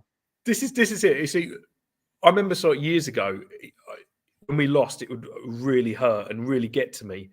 And this is the sad state that we're in, Savva. We're both sitting here at home. You know, we were at home to Liverpool. We were 5-1 down after an hour, and we're sitting here laughing about it because what else while can you people do? are singing his name, whilst people are singing his name. Yeah. At 5-1, no other football club is singing their manager's name when they're 5-1 down. No one. There's even Man City fans asking for Pep Guardiola, one of the greatest managers that's ever managed in the world, to be sacked. We've got fans going, well, give Ange another 300-400 million over the next 2 years. What? Wow. Just you know, it's anyway. weird because I can't see Levy sacking him. I can't see us beating Wolves. I really can't. We need to bring in players, but I don't want Ange to have another transfer window. But we are falling down this league. I don't know what to do. I don't know what to say. Well, the funny thing is the way I look at this, and I was going to get Chris on. I don't know if he's. I'll give him a couple of minutes see if he's come back in. He's been waiting and was next in queue. Look, I think that the interesting thing for me with all of this is when people say to me, "Oh, Levy's the bigger problem." Sure, we know that. In a hypothetical world, Ian, if I wake up tomorrow morning, if we all wake up tomorrow and we go, Elon Musk, I'm just chucking his name out there. I don't know every billionaire. Elon Musk has bought Tottenham Hotspur. He's paid £5 billion. He's now 100% owner of Tottenham. He makes the decisions. And you know what he said? He said that Spurs this window can spend 450 million before we hit FFP. He's going to back a manager, right? I don't want that manager to be Ange. So there's the thing. Even if the new owner came in, I would not want that war chest going on Ange Postecoglou's tactics. I'd want it to go on to a manager that can build a team. I'm just so bored. I'm so bored of watching Spurs. Yeah, I don't watch them. Do you know? I'll be doing something else. Obviously you see me in your little chat. On the watch-alongs. I'm kind of happy for you to take that pain for us while I do something else. You're a good guy. It's madness. Look, as I said, I will let you go in a second, Ian. But as I said, when teams like Liverpool come to play Spurs, am I upset we lose to Liverpool? No. I would bloody expect to lose to Liverpool. I think they've got a great squad. Now they have got a great squad, unlike Nottingham Forest. Great squad. Great manager who's a very good coach. Andy Robertson came out, didn't he, yesterday and said the thing about Slot, he said every game he'll tweak our position slightly on the pitch. And as a Spurs fan, I'm going, what do you mean? What does the word tweak or tactics mean? What does this mean? But I don't mind losing to Liverpool. But losing 6-3, letting in 6 goals at home, and then people coming out and going, "Oh, this is on Levy." Hang on. When we beat Man City 4-0, I didn't see anyone going, "This win was on Levy." No, you know what I mean. You can't have it both ways. We are 4-0. Ange is Ange with a, what do they call it? It's a master masterclass. A masterclass from Ange. You lose 6-3, Daniel Levy. Whoa. Hang on. Hang on a second. So, look, Ian, it's lovely to meet you face to face, so to speak. And thank you for all your support in the channel. I am going to get Yuvraj on and then Philly. Big up to you. Have a lovely new year. And, before that, we have to navigate Wolves with Mateus Cunha, who scares the shit out of me. He's suspended. I think he's missing for our game. I heard a lot of this yesterday that he was missing. I can't find anything official that says he is actually suspended. Anyone in the chat, is he actually missing or not? When I Google it, I can't see anything that says. Anyway, it is what it is. We'll find out tomorrow. We'll find out. Ian, you take care, buddy. Thank you very much. Care. Thank you very much, Savva. Brilliant. Bye-bye. Bye-bye. Big up to the 523 of you in the chat. Only 212 likes. Please smash that like button. And I'm going to set a little bit of a challenge here. As you can see, We're currently, hang on, make sure I don't get my analytics. Oh God, hang on, nearly showed you all my revenue money there. 14,877. We're 120 odd away from 15K. If 20 of you would subscribe right now, it'll get us to 14.9K. Come on, people, give me a fighting chance. And also the link is in the chat for anyone else that would like to join. Yuvraj, how you doing, my friend? Long time no speak. You're a Liverpool fan. How are you? I'm good. How are you? How are you, man? Yeah, man. I'm not good. I'm just out here battling the people, as it were. What do you want to talk about, my man? Just about my club and maybe the contract situation, which is the only negative about us right now. But yeah, overall, it's a good time to live right now. Because we are top of the Champions League, top of the Prem, in the semi-final in the Carabao Cup, and in the FA Cup, which we've not played. But it's just been brilliant under Slot. I did not expect this at all, if I'm being honest. I did not expect to be top of the league at this point. I thought we'd be in top 4 race. Not top 4 race, but in the middle of a top 4 in towel. I didn't think we were ready, just because you looked at our summer, Zoom many rejected us, and that's when everyone thought, okay, we're finished in terms of towel-wise, because we had no 6. It was not looking good. The only 6 was Endo at that point, and, it was not amazing. Then Gravenberch stepped up. What a player, man. He has probably been the best 6 in the league. You can say Caicedo, that's between them two, but he's probably the top 2 6 in the league. McAllister, brilliant, underrated as hell. He does not get the credit he deserves. Yep, good player. Like he doesn't get the GA as everyone wants to look at, but he's just generally amazing player for us. He makes us play properly, makes us tick. But yeah, Soberstar as well proved me wrong in the last couple of weeks. I did not. I knew there was a player in him. I just didn't think now that he's starting to show his talent now. So, but honestly, if I'm honest, I think we should aim for the current champs, obviously. And if we lose in the Carabao Cup semi-final, if I'm being honest totally right now, I won't care if we go out into Carabao Cup, because we've won it last year, and we have other priorities right now. And I don't think we sign him in January. As much as annoying it is, I don't think we sign anyone. So we're going to sacrifice the trophy. When you say as annoying as it is, at Liverpool right now, what is it you think you need in January? Yeah, Where are you weak? Left back. We need a left back. Well, Robertson's finished. You've got Robertson and Simicast, no? Yeah, but both are not ideal right now. We need a left back, man. It's simple. We just need, because I just don't think Robertson's good enough to win us the league.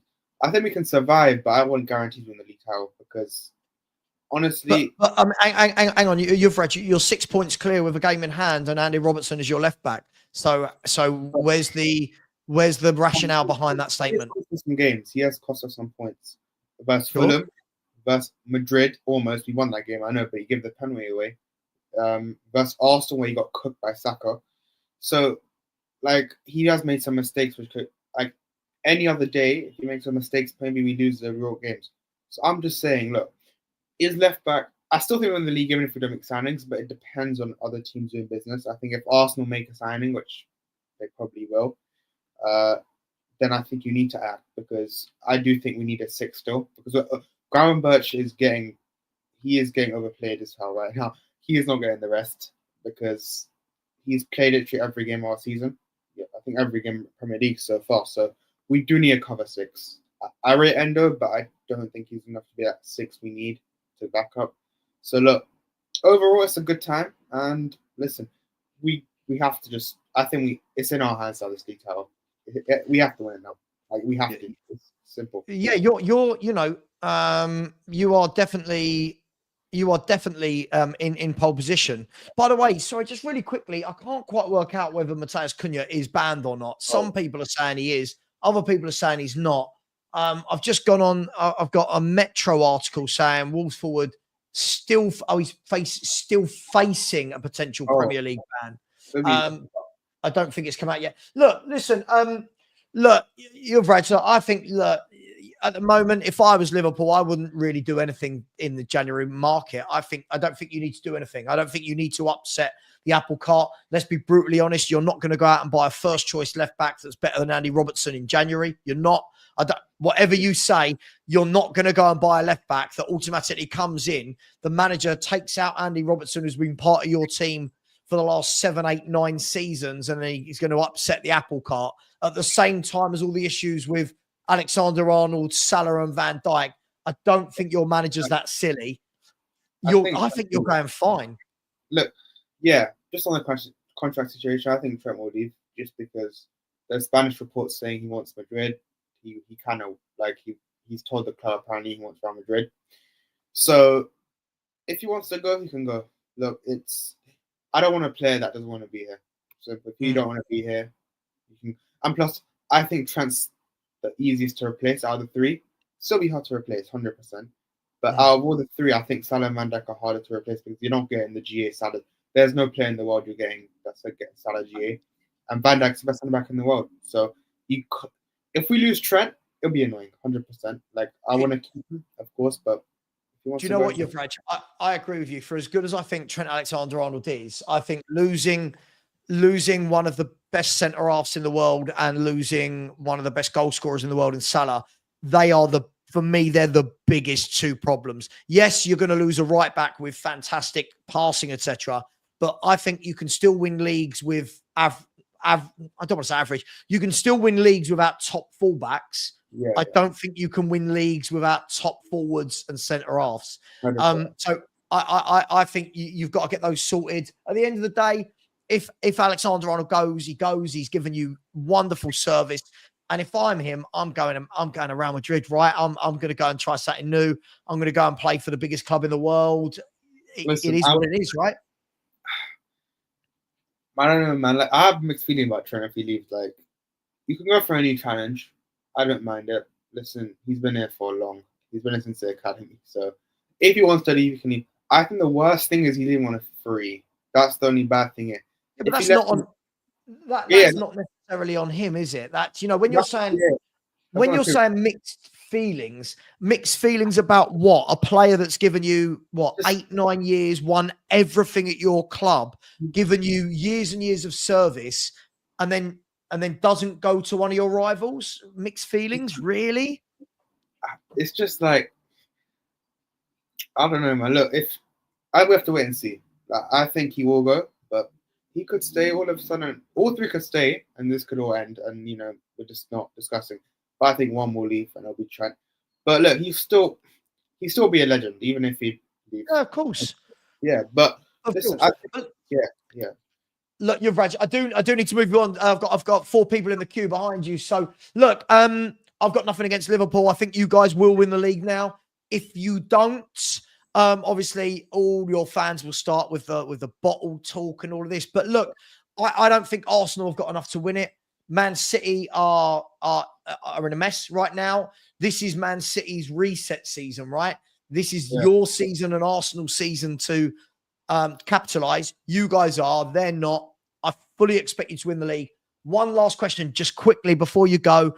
2 legs against Tottenham Hotspur in the Cup. As much as you as a Liverpool fan cares more about the league and the Champions League, managers coming into this country tend to win the League Cup as their first trophy on the board. So do you think he's going to go all out for it? Or do you think he's going to go maybe slightly weaker first leg, then see what the score is for the return leg? That's first leg, I think we rotate. And I think personally, the game will probably lose the first leg. But it'll be like a tight scoreline, like 2-1. I think we just value Anfield. That's how it goes. Because it depends on the situation by then as well. Like if we're strong in the league, like just say we're like 8 points clear, you can go half strong. But I think Scott will rotate in the first leg. But even though I rotate aside, I think we can beat you. Like, I'll be honest with you. I agree. See, Yuvraj, I was speaking to my Liverpool mate this morning on WhatsApp, and I said, he said, we might rotate a bit for that leg. And he said, we'll bring in the likes of Jota, Nunes, Curtis Jones, Harvey Elliott. And I'm going, hang on. I'd have all those players in Spurs first team. Like, so look, I am going to let you go. Listen, obviously, I hope we beat you over 2 legs. I don't think we will. I think you're the favourites to win it for a reason. And look, good luck for the season, I suppose. Yeah. I can say that to you, not to Arsenal fans. So listen, you're great. Have a great new year, my man, and I'll speak to you soon. All right. Yeah, you too. All right, you take care, buddy. Big up, everyone. I'm going to bring on Philly. Then we've got Caesar, then Craig. Then we've I love it. Puneet's going to come on. He's a City fan. Oh, the Man City fans for the first time in a decade having something to moan about. It's lovely to see, isn't it? Big up, Puneet. I'll get to you in a minute, man. You just sit back and relax and just look at Spurs if you're ever upset about what's going on at Man City. That's what we're like every season. So welcome to Tottenham Hotspur, my man. Before I bring Philly on, guys and girls, we've had 3 or 4 subscribers in the last 5 minutes. Come on, if we can get another 17, we'll get to 14.9K. That was my target mid-year, was to get to 15K by the end of the year. And we're only 117 away. And please do smash the like button. We should easily be on 300. We're on 254. And big up to each and every one of you. Billy, you look looks like you've been on a kind of Rocky Balboa style run, have you? Yeah, it's them trying times under Ange, mate. I have to run out and every now and then, man, just to get rid of this frustration of seeing Tottenham play and just knowing that we're going to lose a game, Yeah. But that Liverpool game, mate. I heard you in the Liverpool fan. I'm telling you now, we are not beating Liverpool. The way that we set up, the way that we play, they'll let us have possession, and then they'll hit us at the back, and it's just all over. And I saw that months ago, bro. That's the thing about it. That's the thing that smashed it. And I'm looking at Angela, I'm thinking, mate, are you not going to get the message? What, 1 goal wasn't enough? 2 goals wasn't enough? 3 goals wasn't enough? 4, 5, 6, and you're still playing the same way? How many times, bro, do you not get the message? It's not going to work, dude. No, I agree with you. I mean, look, Philly, I think that the problem is, as Spurs fans now, is we're saying the same things every week. And the reason we're saying the same things every week is because he's saying the same things every week, and the same things are happening every week. Do you see any way, Philly, any way at all that at any stage that penny drops and Ange starts actually trying to manage the team properly rather than just going gung-ho? No, because he said it himself. The first interview, he said it himself. Plan B is just more plan A. And that is highly ignorant, bro. And I said that to you at the time. It's highly ignorant to come out and say that. Plan B is just more plan. Oh, wait a minute. What happened there? Oh, yeah, you got nothing. You got nothing else. He's got nothing else, Savva. And that's the sad thing about it. Are you breaking up or am I breaking up? It's you. It's definitely you, mate. It's definitely you. But look, look. Oh. So let me ask you a question then. So look, we've got Wolves followed by Newcastle. So we've got 2. If I'm not wrong, we've got 2 home games coming up, right? Wolves and Newcastle United. For me, you've got to get 6 points. For me, I don't think winning 1 and losing 1 is good enough. For me, I think he needs 6 points or he's got to go. Do you think, listen, I know your opinions of Daniel Levy as well, but do you think Daniel Levy's going to pull that trigger if he doesn't win the next game? Mate, I'm Levy out as much as you, as much as everybody else. I boycotted 6 years ago. I told you this already. But one thing I'm going to say now, is as much as I'm Levy out, that does not give Andrew a free pass. No way am I giving Andrew a free pass. You come out there, and you can tell me that you're going to win something in your second season. Well, this is it, mate. This is your second season. Go win something. But I don't see Tottenham winning anything under Ange. And you know why I don't see it happening? And even in the Newcastle game, I can see Newcastle beating us here because they'll exploit our weaknesses. They like to play on the break. They've got Isaac and they've got Anthony Gordon who's going to run at our defence here, and they're going to leave 2 men at the back there and they're going to tear us apart. And that's what I see with Newcastle. So I'm looking at Newcastle as a defeat. Liverpool, like I said, that's their forte, so you're going to play right into their hands. Arsenal, I'm not too gung-ho about Arsenal. I don't feel they're going to win anything. I think Arteta will bottle it again, but that's just me. But I'm looking at Tottenham and I'm thinking, yo, sack him. Yeah, I think that, look, the thing is as well, we're about to play Wolves, who are, I don't want to say resurgent. Look, they've had 2 wins from 2 under Vitor Pereira. I watched them against Man United. Even before United went down to 10 men, I thought Wolves were playing nicely. They were breaking through the transition. They were beating the press.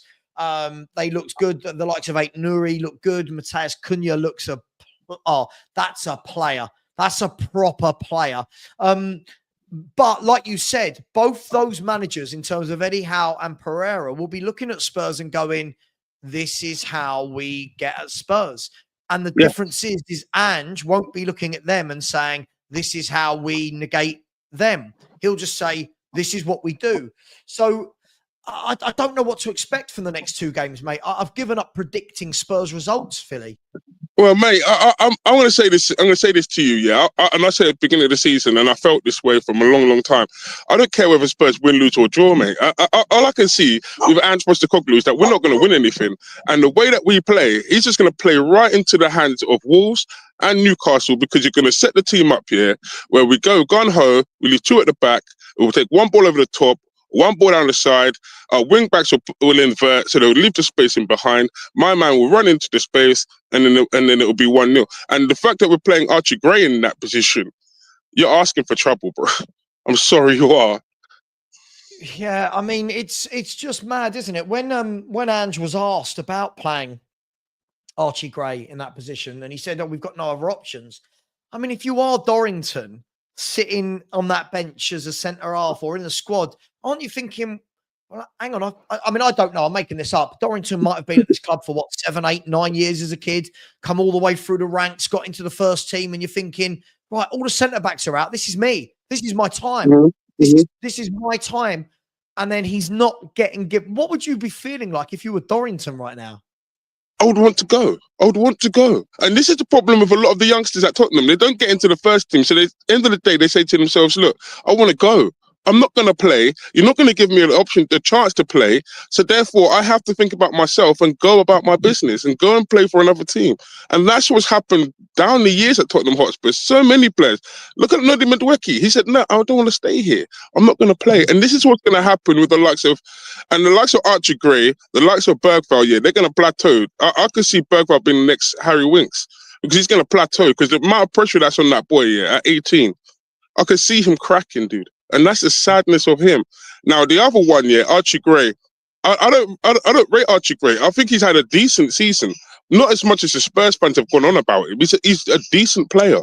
But he's not all that. He's not generational, nowhere near it. No, absolutely. Absolutely. Mate, listen, Philly, I have got a few other people, so I'm going to kind of speed it along, my friend. But listen, we'll see. Listen, it's one of those, if we beat Wolves tomorrow, what will happen is all of a sudden everyone will go, oh, Savva's in the mud because we beat Wolverhampton Wanderers at home.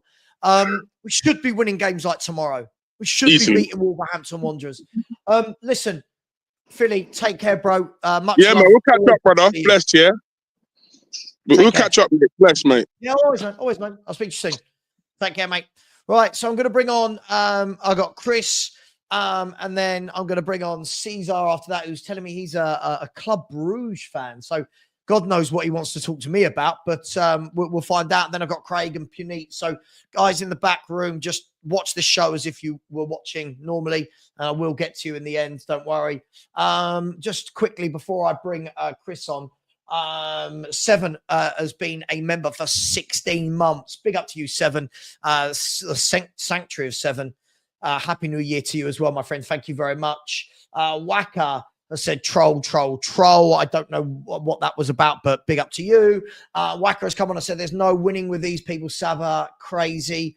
Yeah, listen, I like people, Waka, that when I ask a question, I get an answer. And when people can't answer, it normally tells you they've not done their homework. But big up to you. Thank you very much. Appreciate the super chat. Rinketic has said, question, am I not saying it's correct? But would pitch invasion work like the Man U fans? I don't see what a pitch invasion would do for anything, if we're brutally honest. It would just get the club fined. It would probably get the game shut. I can't see that it would do anything, if I'm brutally honest, but that's just my opinion. Alexander, I started this for a reason, said, but Savva, even if it's very unlikely Levy will leave, we have to make it uncomfortable for him to run our club, protest and boycott. We've got like 67,000 on the waiting list. Who's boycotting? People won't boycott the games for a start. It's too late for all this. I just don't buy it. Sorry, that's just my opinion. Big up to Mark, who's been a member for 13 months. Saying smash the likes and subscribe to Savva. Great stream as always. Real Spurs talk and real Spurs opinions. Big up to you, Mark. Always appreciate you, my friend. And John Lee sent in the super chat. Big up has said, project is a joke. We would bring more experienced players with first team, build better than last season. I agree. I just think for me, I don't care what players we bring in. I just can't stand the manager's tactics. So I don't really think it makes a difference. Chris, if you're ready, I'm going to bring you on. Here you are. Oh, you look very comfortable, Chris. It looks like you're having a massage. It's 3 in the morning here in Australia. I'm still awake. Are you an Aussie that hates me or an Aussie that doesn't mind me? I'm pretty neutral. I was actually a Spurs fan before Ange was on by about 6 months. So fair enough. Fair enough. I'd heard of Ange Postecoglou, the name, and yeah, now I'm following him. So and following Spurs. Fair play. This should be interesting then, Chris. By the way, I don't hate Australians. I keep being told I do. I don't. What is it you want to talk about, my man? The floor is yours. Well, just sort of what you expect out of Spurs and what you would think you would gain out of sacking Ange. I think you guys have been through 14 or 15 managers in the last 17 years. Yeah. And I think you're not expecting to win the league, you were saying, and you're not expecting to win trophies. So yeah, what are you expecting to gain by sacking Ange? I'm expecting, listen, we have had a lot of managers, but do you know what? Some of those managers have done well. Some of the managers have actually done their job and made Spurs fans happy to watch the club. I think Harry Redknapp done a fantastic job as Spurs manager, set us up really well. We attacked, we defended, we were exciting to watch. He took us into the Champions League for the first time. Pochettino continued that on. Martin Jol done a really good job when Martin Jol picked us up in 2000. And quickly, Savva, somebody in the chat, Martin Jol picked us up, I want to say in 03, 04, somewhere around there. He picked up a really bad team, a complete mess, got us into a good, solid working team, got us back into Europe and nearly into fourth. So there are managers that have done good things. There are managers that have done good things. This manager just doesn't look like he understands football. And that for me is I want to watch a Tottenham team where, yes, I acknowledge we're not winning league titles, but I want to watch a Tottenham team where I'm not worried that every time we go on a football pitch that we're going to be embarrassed and be wide open every single game. That's all I want at this stage. He's ruining Tottenham for me. But at the end of the day, it sounds like all the good managers and the bad managers, you still have finished a couple of seconds, thirds, fourths, fifths. Yep. So it's not really, there hasn't been much gain. Do you think that the Spurs have won trophies before? Yep. And nothing in the last 17 years. So going through 14 managers, some good, some bad, there's not much to be gained by just sacking them by the looks of it. But there is, Chris. Again, I think if we're going to talk about trophies as the only thing, right? Look. But I think I've heard you say that you used to say that when you didn't win the league, anything after that was sort of, you never used to talk about it. You'd be like, oh, well, you came second, you didn't come first. Football, we never used to in football, but then they invented the top four and football changed. But for me, Chris, this is the problem. We could sit here and say every football club in the country could say this, right? Every football club other than, and as I was trying to explain to the Nottingham Forest fan, every football club other than Arsenal, Chelsea, City, Man United and Liverpool. Yes, very interesting. It makes, yes. Let's go with that word. every fan outside of those fans could turn around and go, well, there's no point ever sacking a manager then because no one's going to win the league. But there's a difference between winning a league and actually being a competent football team. And the problem with Ange Postecoglou is he's turned us into a bit of a circus. The media are now talking about us every single game because of his tactics. He's coming out with all these ridiculous quotes that are being used against him on TalkSport, Sky Sports, BT, you know, all the newspapers. Everyone's taking the mick out of him. And Tottenham. The name Spursy in itself is, I mean, that's a reflection of the club before even Ange, isn't it? Of course. Of course. But you know what? So even they've kind of been the laughing stock for a while now. Chris, no doubt. No one's saying we haven't. But as I said, even during that time, we've had competent football managers. We've had football managers that understand tactics, understands the Premier League, understand how to negate the opposition. As I said, when Harry Redknapp came into Spurs, right? It was this will sound like I'm giving you a lesson. I apologize. Just I know you said you only I don't know the history very well. Right. So Ange Postecoglou Harry Redknapp picked up Tottenham in 2008.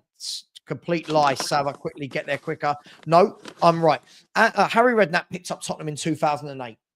We'd won the League Cup the year before, which was our last trophy. And one day Ramos, who was the manager at the time, had the first 8 games of the season. He drew 2 and lost 6. People in the chat, this is the best thing about being live. Someone will tell me if I get any of these facts wrong. I think he drew 2 and lost 6. And I think we had 2 points from our opening 8 games. I want to say that's right. Harry Redknapp picks us up. And straight away went, right, hang on, what am I doing? Why is Gareth Bale there? Let's put him in his position. What's Modric doing on the left wing? Let's get him in his position, right? What do we need? Hang on, I need a centre-back. Let's go and buy that player. I need a central midfielder who can work hard. First transfer window, went and bought Wilson Palacios. I need a right-back, went and bought Vedran Chorluka. I need a goal scorer, went and bought Jermaine Defoe. And this manager, none of these players were massively expensive, went out there, put a team together, and within 3 months, you went, look at the team he's assembled. Within 3 months, we went from unrecognisably not being able to win a game to everyone wanted to watch Tottenham Hotspur because Harry Redknapp set us up well. And for the 3.5, 4 years Harry was there, we finished top 4 twice. Unfortunately, one of those years we didn't get in the Champions League because Chelsea won it the year before, therefore knocking us out. But he finished 4th twice. And we played really good football. And it was like, yeah, I like watching Spurs. I like the manager. His press conference is good. His interviews were good. He had really good man management, good substitutions. And then you had Poch. He was the same. So we've had 4 years of Redknapp where it was like, this is good. All right, they didn't get over the line, but it was good. 6 years of Poch. So a decade of that 17 years without a trophy. We've actually done some good stuff with competent managers. The other 7 years have been a bit of a mix and match, but it's not been all bad. So you're Chris. talking about finishing 4th, and what, you finished 5th last year. But it's not just about finishing 4th. It was the fact that we were consistent. Under Harry Redknapp, we were constantly up there. Under Harry Redknapp, we weren't wide open. We didn't part the Red Sea like Ange Postecoglou does every single game, Chris. Yeah, but in some way, whether he's doing that or not doing that, you've won enough games to finish 5th last year. Last year, yes. Yeah. Okay, last year, yes. So if you just cancel last year, you're basically going on the first half of this year to have him out, you would say. No. If you're going to go by your theory, you could. If you went by the second half of last season, which was absolutely terrible, it's been a horrible, horrible 14 months, hasn't it? Factually, it's been a horrible 14 months. Was that after the Chelsea? So that sort of coincided with where you lost all those players. So I mean, you could write that off as that. No, but again, Chris, this is the thing. When people come onto my channel, I've got all the facts and data. So listen. Right, we started losing a few games after that Chelsea game, which he absolutely mismanaged again because he's got no football tactics in his brain. Right, when all the players were back fit, we were actually worse. Those same football tactics won you what was it 8 of the first 10 8 games. out of 10. But why? So, They but how did those tactics work at that point? Because it was unknown. It was unknown. Now everyone knows how he plays and he can't adapt to it. No one knew what it was back then. Everyone didn't get it. Now everyone gets it. You think everyone's Everyone caught gets onto it, Chris. Yeah, it seems. So Yeah, let me show playing you. in. There you go. There you go. Look at this. Yeah, I've seen this. So okay, right. So that Yeah. shows how bad we are this year compared to last year. Look at that. That's absolutely disgusting. Yeah, I think you still had those wins though. I mean, fleetingly. I think it's just a matter of inconsistency. I don't. But it's not. That's what you've been saying though. Is you want to Chris, see look some at this. consistency.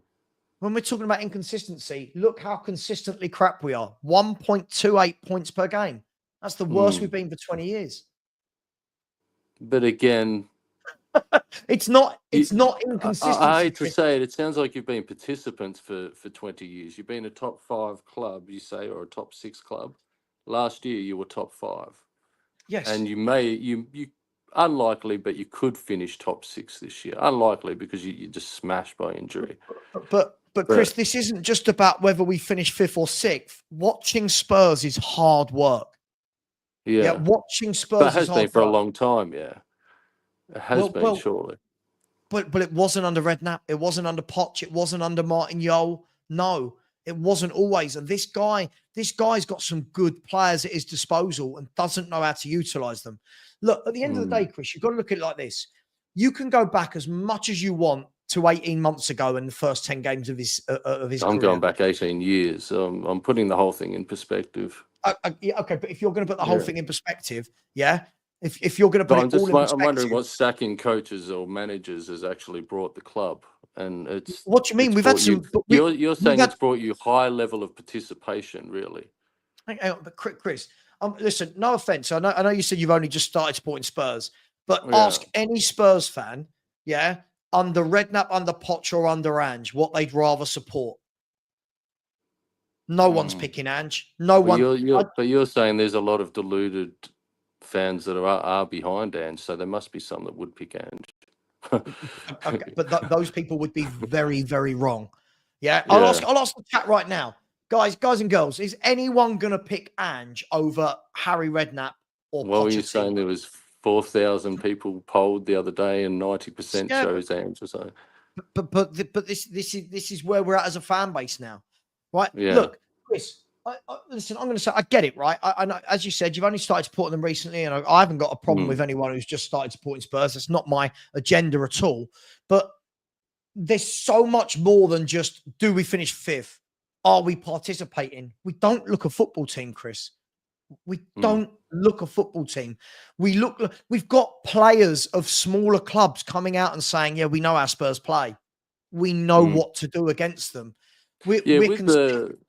With the Forest finishing above Spurs, and obviously you wouldn't predict that this year, and they're overachieving. But what would be the excuse then for them finishing above City and Newcastle? What is the excuse for Newcastle and City and Villa and Brighton? First of all, let me just say, Chris, I don't think they will finish above Newcastle, City, and Villa.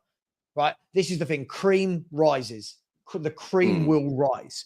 Okay. If they do finish above one of those clubs, it all depends on the circumstances, doesn't it? I don't think they will. I don't think they will have enough to. Man City, God knows with Man City this year. I've never seen this from them. But I think they're allowed. I would say list-wise at the moment, with the health of the list, those other 4 clubs are probably in a better position than Spurs, though, with the health of their list. City, Villa, Newcastle, and Brighton, they would have a healthier list. They'd have probably less excuse for Forest to be above them. Why? Why would they have less excuse than Spurs? As far as their list goes. Well, what does that City's mean? City's got a better list, but I'm talking about the health of the list. Hang on. Sorry, I don't understand, Chris. What list? Meaning what? Their rotation of their squad. They're able to rotate. Oh, their squad. Okay. Yeah. Well, look. At the end of the day, Is that though. true, though? Well, I mean, Man City definitely, but Man City are coming to the end of. I think we remove Man City from these conversations. Man City are having. There's a Man City fan coming on shortly. Man City are an anomaly. They've won 6 out of the last 8 league titles, and they clearly need a rebuild. What Spurs fans think is a rebuild, Man City clearly need a rebuild. Aston Villa are fighting. Do they need a rebuild list wise compared to Forest though? Like if you put man for man, obviously they're ahead of Forest. Chris, those two things aren't the same. Manchester City are having an awful season. This is their first awful season in about a decade, right? They're imploding. You could say the same for Tottenham because Tottenham's finished 5th last year. They're having an awful season this year. Chris, no offense. If we're going to start using Man City as the benchmark here and putting ourselves against Man City, no, we've still got Newcastle and Brighton to talk about. Yeah, but do you know what Newcastle have got? Newcastle have got a very small squad for a start. You've got to remember that.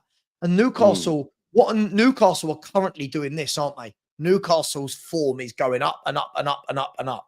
Yeah, ours is going. Brighton for me are probably where they should be. Brighton are not this. Brighton are a good football team with good players, but Brighton sell their best players every year. Brighton sell their best players every single year, right? So what they're doing with their budget is good. Tottenham, what we're doing is not. We're 12th in the table, Chris. We're 12th in the table. Yeah. Right?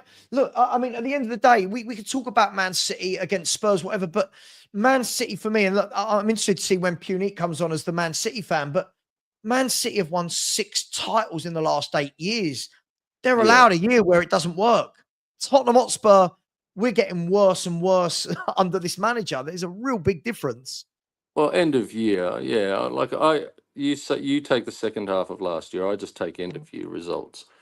And I think finishing 5th that's it. You cancel that out. You finish 5th. This year we're 12th. That looks terrible at the moment. But I would wait till end of year. Yeah, but Chris, again, as I said, if you look at the form table over 14, and you're still in all the cups, Hang on. Yeah, but Chris, when you're saying he's still in all the cups, this is such a silly argument, right? First of all, we can't be knocked out of 2 of the cups yet. They're not at the knockout stages. Yeah. The FA Cup I'll hasn't caveat started. that with we're likely to get knocked out of the cups anyway. I think that's what people forget too.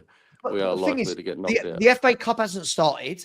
Yeah, the Europa League, we're currently not even in the top 8, which is embarrassing, right? And the League Cup, we've done well. We're into the semi-final. We've got 2 legs against the best team in the country.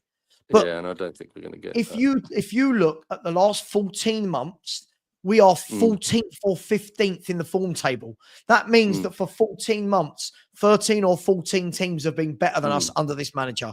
Why, Chris? Why? Why are we not getting better? Why are we not moving up that list? I don't know, but I just don't think that the answer is sacking managers. It just doesn't seem to work for Spurs. No, but hang on, but that's not. But again, this is where if we're going to do this game, this is not true. When we sacked Nuno, we brought in Conte and we finished top 4 that season.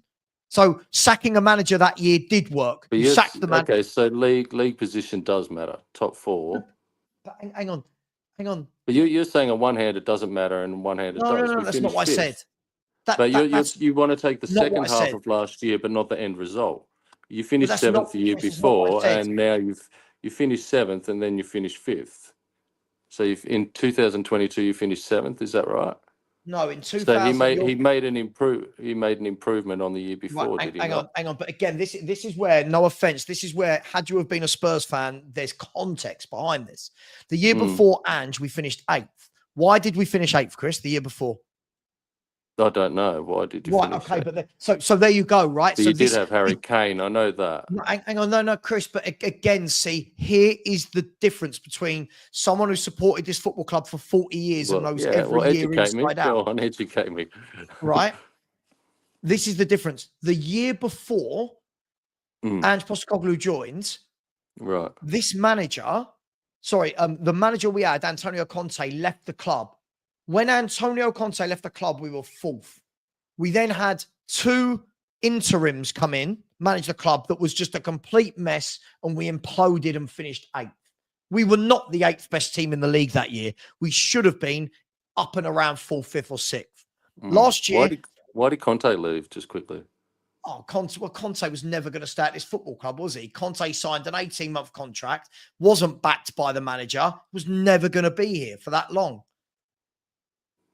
Oh, he just wanted to go. Look at the job Conte did compared to Ange. Look at the difference between Conte and Ange. It's night and day. And I don't even like Conte as a manager. Yeah. So he had you finishing 4th and Ange had you finishing 5th, you're saying? Yeah, but Chris, Chris, we finished 5th last year. I'm not trying to frustrate you. I'm just talking league position. But you keep coming back to the same point. We finished 5th last year. That's fine. What's happened since then? Look how bad we are since then. Finished yet. Yeah, okay. So you think Ange out immediately from that? Okay. The season hasn't finished yet. Do you know, for us, do you know how far we are off of top 4 at the moment? Yeah, a lot, 11 points or something. Right.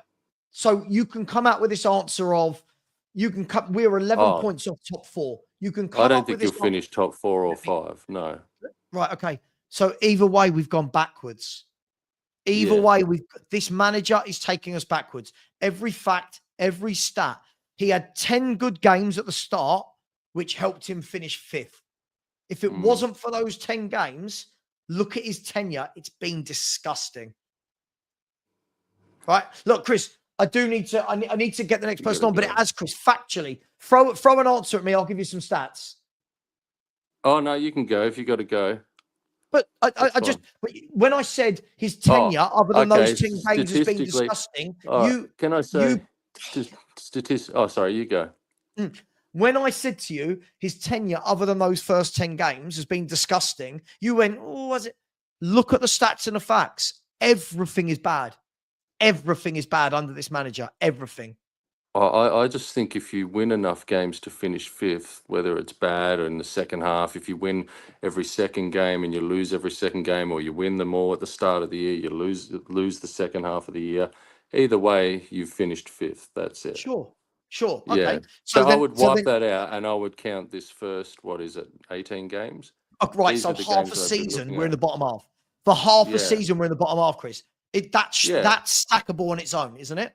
So just that, so that's a poor season. But immediately, it seems like maybe it's a little bit more personal about the tactics or something that really grinds you. The way he's tactics you don't aren't think personal. So? No. But again, well, Chris, the way he this is what the Ange defenders do. They try and make it personal. I don't give a crap about where this man's from. I don't care the color of his skin. I don't give a crap which club he's come from. All I know is he is a terrible manager, right? He's a terrible manager. We are terrible to watch. We've got horrible, horrible results, and people are defending him like I've never seen a manager being defended before at this club. Am I wrong? No, I don't. I think you are probably a bit wrong on that. I think a lot of people are defending him for a good reason. Why do you think that? Why? Or what do you think it is? There must be some. I'm asking you. Tell me what's the good reason? When I'm saying you're taking it a bit personally, I think you're taking it a bit personally. The fact that his convictions towards the tactics and he's not being flexible, I think that really grinds you, and the way he probably associates with the you said yourself that you said the tactics annoy you, and that he won't change the tactics. They don't just annoy me, Chris. They don't. No, I know they. But I'm talking to you. I'm not talking to everyone. Okay, else. Chris. But every pundit now is talking about how crap our tactics are. Right? Why? Why are they talking about But every pundit was also praising those tactics too. People ride things like a roller coaster, and I think you do the same too. I think we get on a bit of a roll, and you become a little bit more impartial. And me, and yeah, you do. So, Chris, me, yeah. You think I go on the roller coaster, Chris? I've been Ange out for 14 months. When do I ride the roller coaster? You did say the other day you couldn't thank Ange enough for you being in the Carabao Cup after the. So I said thank you for getting to a semi-final. It's not riding a roller coaster. But why would you want, if you can't thank someone enough for being in the Carabao Cup, for having you in a cup, why would you then want them out? Because one good cup run doesn't override everything else at the football club. So if you won the cup, if you got through the semi-final and you won the cup, would it not be enough? If he wins that cup, it gives him a reprieve, yes. But he's not Okay. going to win this cup. But I'm just saying you're slamming home a lot of stuff about Ange out, and you're still in that cup. That's what I'm saying. End of season. So like end of last season, you're just pulling the last 14 months. But the one season he's been in there, you've had a successful finish league-wise. You finished fifth. And it was just so but do you know, this is the thing, right? This is what gets me. If I use 3 months of data, I'm told I'm cherry picking. If I use 6 months, I'm cherry picking. If I use 9 months, I'm cherry picking. I'm using 14 months. Most managers 17 years. You really haven't. You've been participants. You've been Spursy. Chris, do you know how I know you're now trolling me? I'm not trolling you. I'm looking at tell what you how I know won. you are? Can I tell you how I know you are? Because you just said the word you said for 17 years, you've been. I thought it was we. I thought you were Spurs. I thought it was we. We've been. No. Why is it now me? Why is it you? Well, as you said, I'm only new to the club. But it's your club as well, right? You support Spurs. You don't, do you not? Oh, okay. Right. So why is it your club for 7? I don't get this. Because I haven't been following them for 17 years, and you've pointed that out. That sorry to say, Chris, that you haven't been following them for that long. Yeah, Chris, I don't expect to have all that knowledge. All I do know is that I'm not saying you should have. But Chris, the thing is, as I said, during that 17 years, there's been some very, very good times and very, very good teams to watch. This is not one of them. Chris. Yeah, you can't say. Hang on, let me finish. Yeah. In that 17 years, this is the worst manager we've had, tactically, points wise, everything. This is the worst. How can you argue against that? He wasn't the worst in his tenure. In his tenure. Yeah, but last year he wasn't the worst. No, in his tenure, Chris, listen to the words coming out of my mouth. In his tenure, right? He is it's everything. His points per game, his goals against, everything is worse than the last 17 years. Why? Why do you think? Because he's a crap manager, Chris. Yeah. He's a terrible football manager. You've been through so many managers. Am I wrong in saying, and I'm not trying to troll you, you've been through so many managers? Yes, and he's the worst. Yes, and he's the worst I've seen. Yeah. So you think you just keep sacking them and you will eventually get success?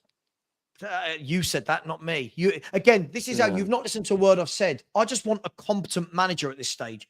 We're so far past which manager comes in and makes us successful. We need a competent manager that comes in and actually makes us a normal team again. We're a mess. Did you see us against Forest the other day? We're an absolute mess. You got fullbacks playing an attacking midfield. Centre mids are playing out wide. 2 centre backs on their own with no fullbacks anywhere near them to support. There's no defensive midfielder. The wingers can't beat them at. It's a mess under this manager. Yeah, well, that stuff to me, because I haven't followed football for all that long, I don't really understand. But I do understand that he plays an attacking game without paying as much attention to defense. And when you say that you've had some good times in the past 17 years, it hasn't been total bad times under Ange either. It has been. It's been crap for a very long time. Yes, it has. Yeah, but not the whole time. So if you look at his tenure of what is that? I can't keep doing this, Chris. Other than the first 3 months, I've got all the facts and stats that tell me how bad he's been. He had a really good 3 months as manager of Spurs. Since then, it's been diabolical. It's been diabolical. We can mask it with we finished 5th. That's great.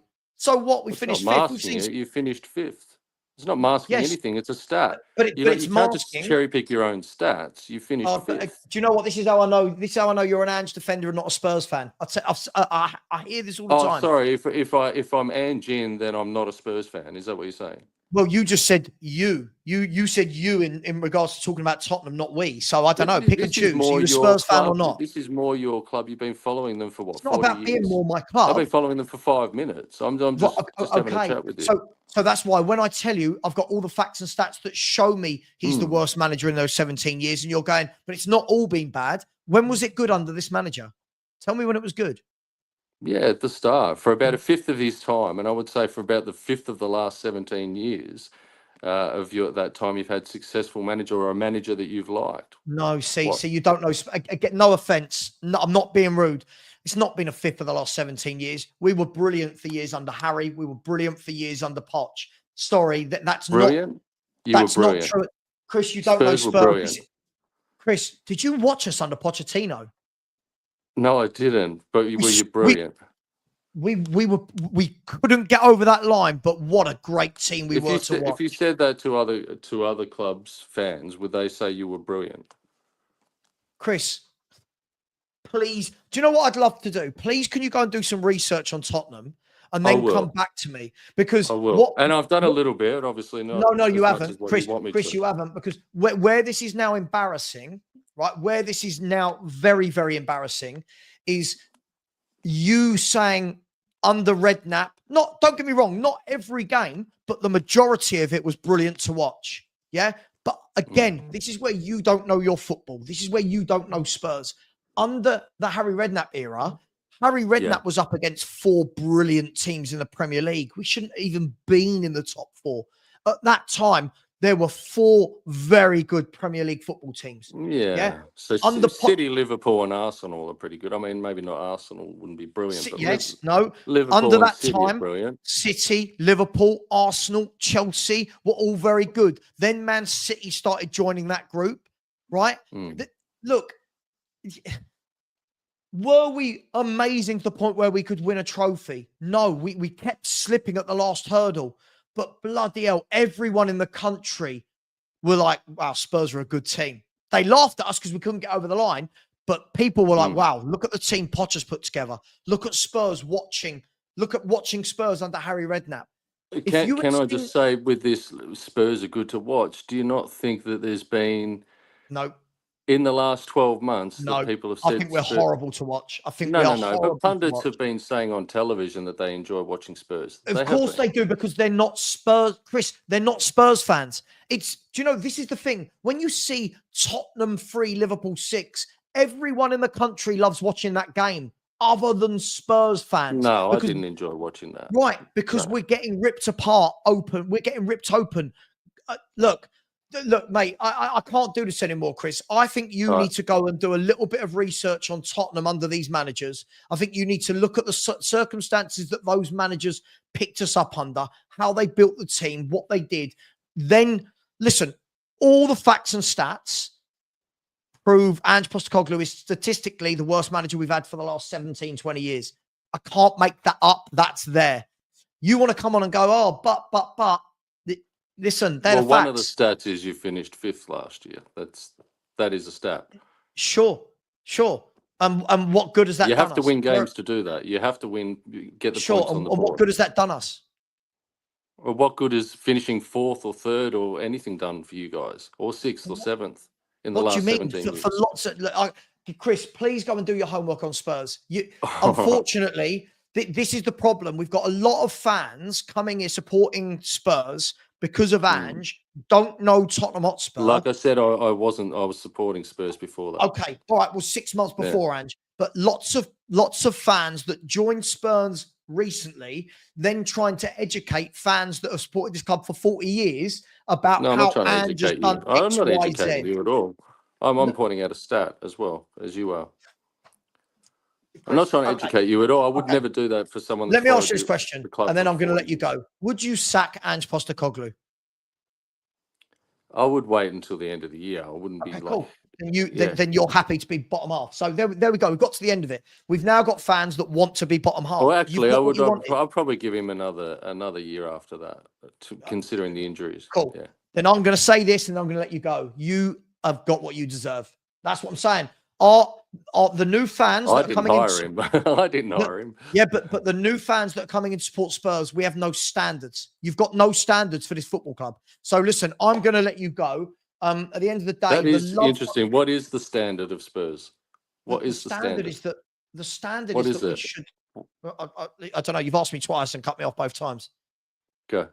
The standard of Spurs is that we should be building a team that is hard to beat, that's good to watch, that can compete. We've built a team at the moment that's lost 9 games in 18.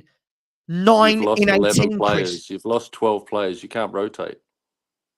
Chris, You've got no again, rotations. You've had again, 4 games Chris, in 12 Chris, do I need days. to school you on facts? Do you know our defeat rate is exactly the same now as it was when we had the first 11 players? Yeah, but you could rotate those players. But he didn't. But he didn't. He never did. All of this we can't rotate. He never did when he had those players fit. It's a moot point. He never rotated them. Chris, this is what I mean. The stats show that all the people that come in and go, yeah, but injuries, we had the same defeat rate when we had the players fit as we do now they're injured.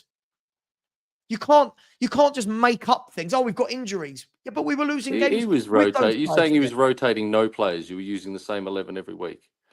Basically, he doesn't know how to rotate. The manager doesn't know what to do.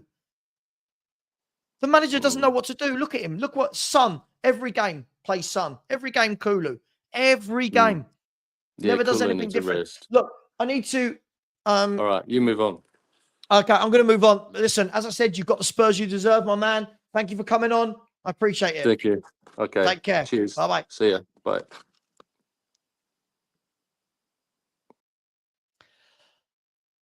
I could cry. I could absolutely cry. I just don't know what's happened to Tottenham Hotspur.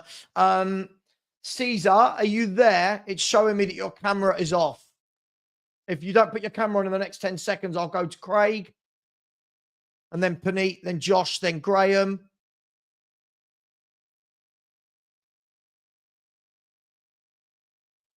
Okay, I can't see Caesar's not there. Craig, welcome to the show. Thank you for being patient. How are you, my friend?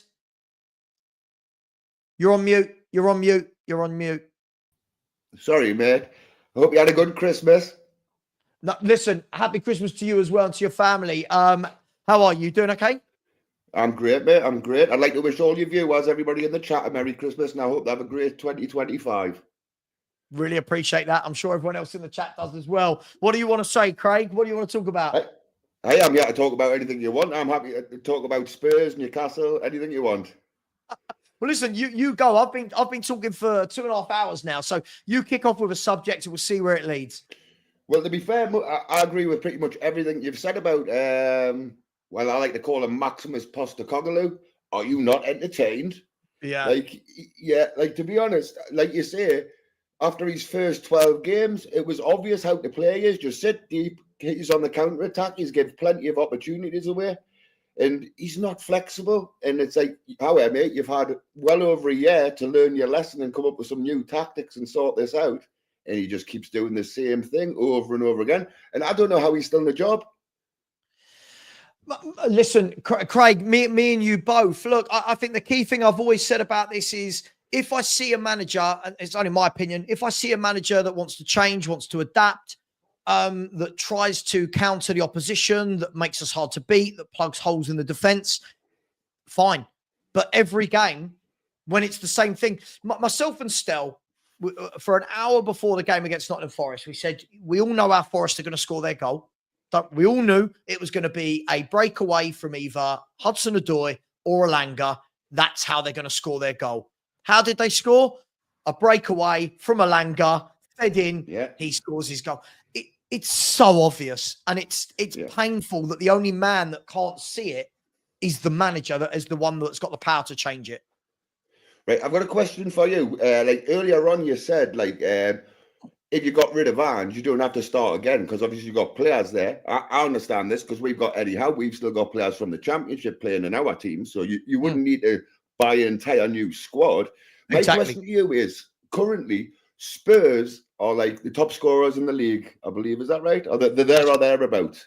I think that's still correct. Let's have a look. So Tottenham, we've got 39 goals. Liverpool have got 40 now. But yes, Chelsea 38, Tottenham 39, Liverpool 40. Right, my question to you is, if all of a sudden Postecoglou learned that he needs to be a bit more like solid, shut up shop a little bit more, or you got a new manager who played a more sensible style of football, how many do you think how much of a drop off do you would think from the scoring? Great question. I think we'd probably see a considerable drop off, but we'd also see a considerable drop off of goals going in, which for me, you kind of balance them out. if someone had said to me right now, if you look at Tottenham right now, we've scored 39 and conceded 26. Someone had said, well, you're only going to score 31, but you're going to concede 18, right? So which is an 8 swing each way. I'm down with that. Because, Craig, the difference for me, all the people using that we're the top, well, we were until Liverpool, we're the second top goal scorers in the league, wearing that as a badge of honour. Craig, it don't mean shit if you're 12th in the table. I remember Newcastle, because I'm older than most of the fans, but I remember Newcastle when, in the early days, sometime in the 80s, when I first started supporting, like as a kid, when I remember, Man United won the league, and Newcastle scored more goals than them and got relegated. Look, at the end of the day, number of goals scored is great. Goals conceded is a great something to talk about. Draws, whatever. At the end of the day, the one thing that doesn't lie in football is the Premier League table, right? Yeah. And what I know is we finished 5th last year, which Chris was right, the caller from before. That is the main headline, sure. But the worrying thing is, if we're not going to look at the warning signs, that if you look at Spurs from November last year through to December this year, which is 14 months, if we can't see the worrying trend is that we are going backwards and fans want to back that, I don't know how to listen. Maybe this is a fault in my personality, Craig, right? Maybe this is maybe this is a default for me that I think to myself, where's our standards gone? Where are our standards? And somebody sent me this. I'm going to show you this, right? Somebody sent me this today, and I thought it was so spot on. It's somebody I don't actually normally agree with. Patrick Timmons, right? So Patrick Timmons, I'll read this out to everyone. It says, right, it's kind of mad. It says, it's kind of mad that Spurs spent 145 million during the summer, currently sitting 11th, which is now 12th, heading into the new year, and not a single person remotely cares. The lowest standards ever for a so-called top 6 club. Yeah. Can't argue it, Craig. I can't argue that. We've got it's probably not 50-50, but I always use that so you don't get in trouble. We've got 50% of this fan base going, nah, it's all right. We're 12th. We've lost 9 games this season, Craig. For reference, Newcastle, who everyone was talking about a month ago that your manager should go and get a sack, he's lost 5 and won one more game than Tottenham have won. Yeah. Like, to be honest, right, I've been watching, well, I'm a Newcastle fan, so I've obviously been watching Newcastle. And at the start of the season, we were playing awful, picking up points. Then we start to play better and then start to lose the games. And we've had a bit of a, like, sort of, there's been a few minor adjustments we've needed here and there to get things. And then over the last 6 games, he's got it absolutely spot on. And we are clicking, we are flying. I would argue we're playing some of the best football in the league at the minute. Scored 20 goals or something in the past 6 and conceded something like 4. And 3 of them were in a 3-3 draw with Liverpool. So we're going in the right direction. And you could see it was just little bits and pieces that needed a change. But you, it's a major change you need. It's not like it's a little adjustment. It's a complete, like, sort of mindset change. It's not like little adjustments are going to change it. Can I ask you a question? This will be good, right? You're a Newcastle fan. I take you're going to know a lot more about your football club than me. But I've always said I'm a big fan of Eddie Howe. And what I like about Eddie Howe is, you could tell me if I'm wrong with any of this afterwards, by the way. What I liked about Eddie Howe was he did his kind of apprenticeship, if you will, with Bournemouth, taking them from what I think they were 5 minutes away from going out of the Football League entirely to getting them into the Premier League and fighting for European football. So then he lost that job at Bournemouth, and then he went away. From what I'm hearing is that he went away and he went to the likes of Ajax, Barcelona, Benfica. He went around to all these clubs, studied how they coached, went to their training sessions, studied how they played, comes back to Newcastle. And again, this is where you might tell me I'm wrong. Picked up a team who I think it was like 11 games in. I think you were rock bottom. The bookies. 14 games in, we'd won 1 game. I think we were rock bottom. We were ridiculous. Yeah. And what I liked about that is when he came in, even to this day, for me, it was how he bought a few players, but it was how he upskilled players that were already there. The likes, and again, you might tell me I'm wrong or right here, but the players that come to my mind are Fabian Schär. I remember for years going, this guy's crap. Suddenly looked a solid centre-back. Willock. Joelinton moved into a different position and suddenly became very, very good. You looked at the time, Almiron, who for me was really poor, but he got a couple of really good years out of him. And I'm looking at him doing all this with your players and thinking, that's the difference between a coach and a manager. We don't have a manager that's been able to come in and go, all right, these aren't the greatest players, but you know what? I'm going to take them from there to there. Am I wrong in saying that about Howe? Well, there's a really good podcast called the High Intensity Podcast. I don't know if you've seen it. I can't remember the name of the guys. Yeah. He does a show on there with Eddie Howe, and it's on for about an hour, 20 minutes, and it's definitely worth a watch. It's unbelievable. But everything you say is right, and the reason he explains it, how it's happened for is when he went to Bournemouth, they didn't have a penny, they had nothing. So he could only work with what he had. He had to improve what he had. He couldn't buy himself out of that situation.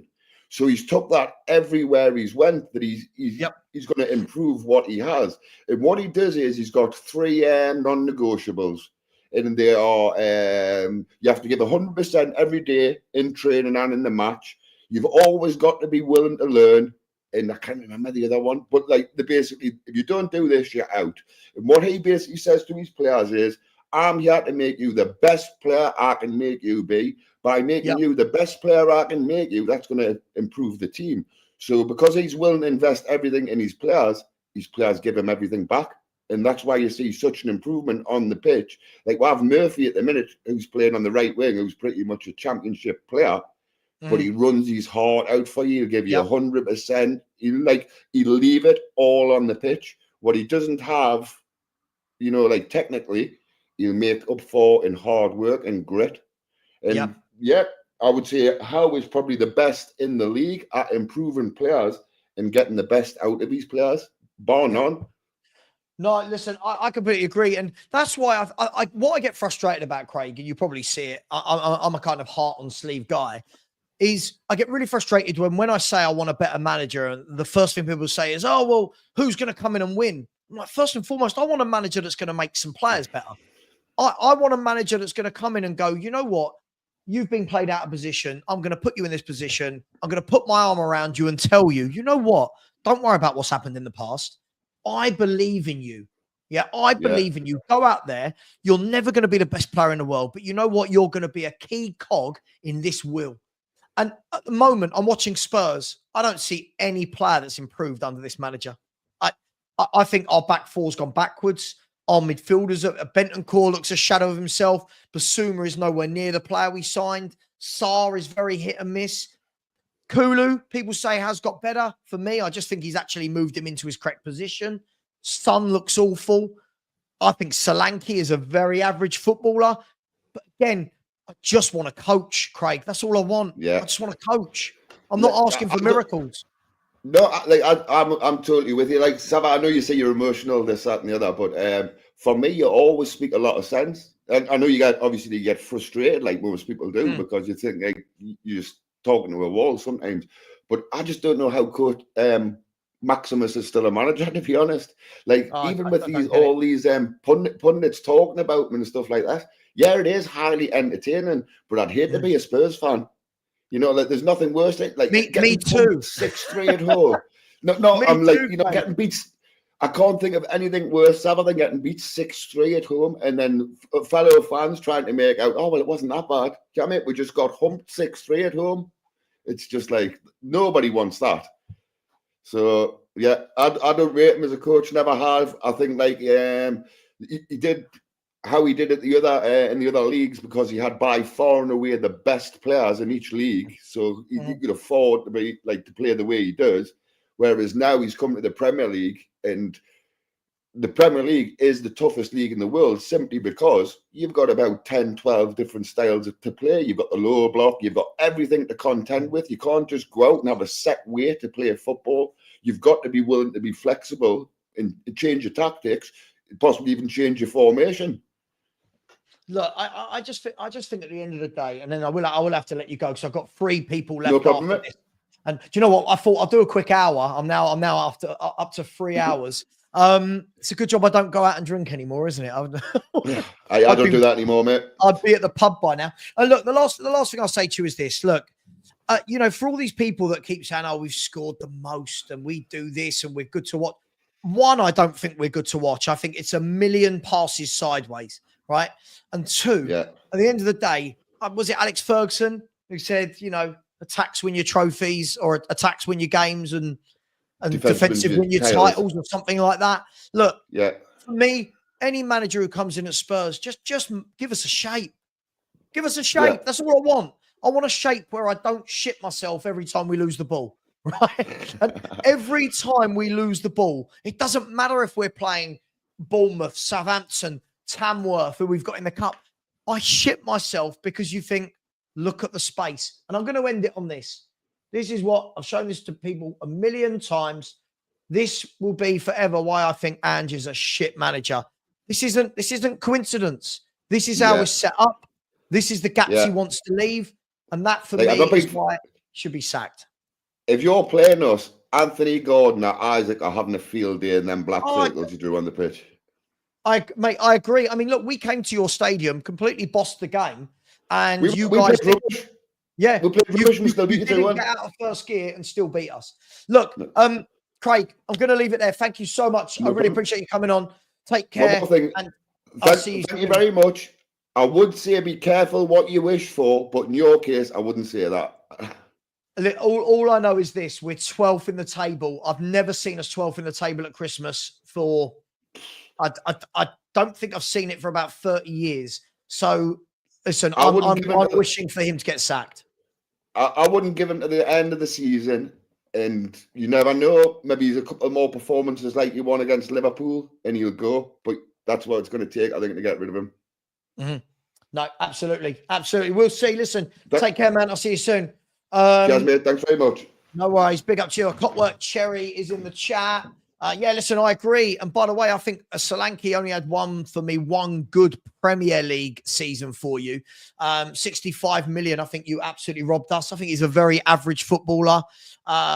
Listen, I'm going to bring on, I've got Caesar, then Punit, then Graham, and then please no one else after that. That is going to be the final 3 because I'm running out of Spurs conversation. Let me bring on Caesar, who's been waiting. Caesar, how are you, my friend? Good. How are you? Good. I'm good. How are you? Are you good? Yes. Good. What did you want to say, Caesar? I know you've been waiting patiently. But I'm a Belgian. I watch some Belgian football. Okay. And we have yesterday and the day after we got football on Christmas, on 2nd of Christmas. Who's that? Sorry, are you talking about Club Brugge? Yes, I'm a Club Brugge fan. You're a Club Brugge fan. Okay.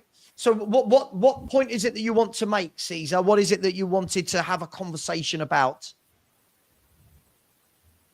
The game against Westerlo. Do you know then? Do I know Westerlo? Yes. Yes. I know Westerlo. I think it's a youth player of Tottenham. What is his name again? Yep. You're talking about Vuskovic, who's on loan from the England guy. Alfie Devine. Alfie Devine. Yep. But what a goal, Vuskovic. I cannot still believe it. What, you like Vuskovic? You think he's a good player? Yes, best player. But we have, in the summer of this year, Jonas Pires, you don't know him, but Tottenham was interested in him. Who is that? What's his name? Jonas Pires of Belgium. Okay. And you think Spurs should go for him? You think he's good enough for Spurs? I think we let go. Did you name Igor Thiago? Thiago? He played at Brentford. Oh, okay. So the guy that that got injured before the start of the season, the new striker? Yes. Yeah. He came from there, did he? Yep, he came from Bruges. Oh, I see. Is he good? Is he gonna do well at Brentford? Now he's injured again. I know he's injured, but when he's back fit, is he gonna be a good signing for Brentford, do you think? I think so, but he was last season on fire. Yeah, he looked good. From the videos I saw, he looked a good player. Just let me know, Caesar, Club Bruges, should you be winning the title this year? Are you going to win it? I think we have playoffs at the end of the season. Okay. And you're currently in the Champions League, is that right? Yes, in the Champions League. Okay. And how are you doing in the Champions League? We lose to Milan and Dortmund. We draw against Post-Coglu's ex-club Celtic. Yes. And we won against Aston Villa. But you're only 3 points off of the top 8 in the Champions League. Wait. So you could still qualify. We win against Aston Villa. Stoomgras was our first win. Aston Villa and Spurs. Yep. Okay. So you've still got a chance to qualify in the Champions League. Against Juventus. We are now playing against Juventus and Man City. Wow. Okay. So 2 interesting games. Well, most people are beating Man City. Do you think you'll beat Man City when you play them? I'm a Club Brugge fan and a Man City fan, but I think as Club Brugge fan, I'm thinking 2-0 to Club Brugge. As a City fan, we are not winning it. Yeah. Well, listen, I think that will be a really good game for you if you support both teams. So to see Club Brugge versus Man City, and I wish you the best of luck in the Champions League. I hope you do get through to the next stages for your sake. I hope. Just before I let you go, Caesar, I'm going to just ask you a quick question about my club, Tottenham. What do you think of Tottenham? What do you think where we should be finishing in the Premier League? Cool. I think. Had Tottenham play European football last season? Not last season. We're playing European football now. We're in the Europa League. Yeah, I forgot it. Yeah, we're in the Europa League. Next season, Champions League. I hope so. I don't think so, but I hope so. Do you think Spurs can win the Europa League? Nah, but our biggest rivals on the left. But our biggest rivals are on the left. Wow. Okay. Well, listen, Caesar, is there anything you want to say before I get my last guest on? Is there anything you want to say before we say goodbye? I hope so. We win against Juventus and Club Brugge, but our next game is in the cup. Sorry, say that again for me, Caesar. Sorry, I missed the last bit of that. But our next game is in the cup. Your next game is in the cup? In January of the 7th. Okay. So you're not playing over Christmas? On the 26th against Vuskovic and Asti Devine and Westerlo. Yeah. Was our last game. Well, look, listen, Caesar, I'm going to say thank you for being so patient and waiting to come on. Thank you for talking to us about Club Brugge and obviously Man City, etc.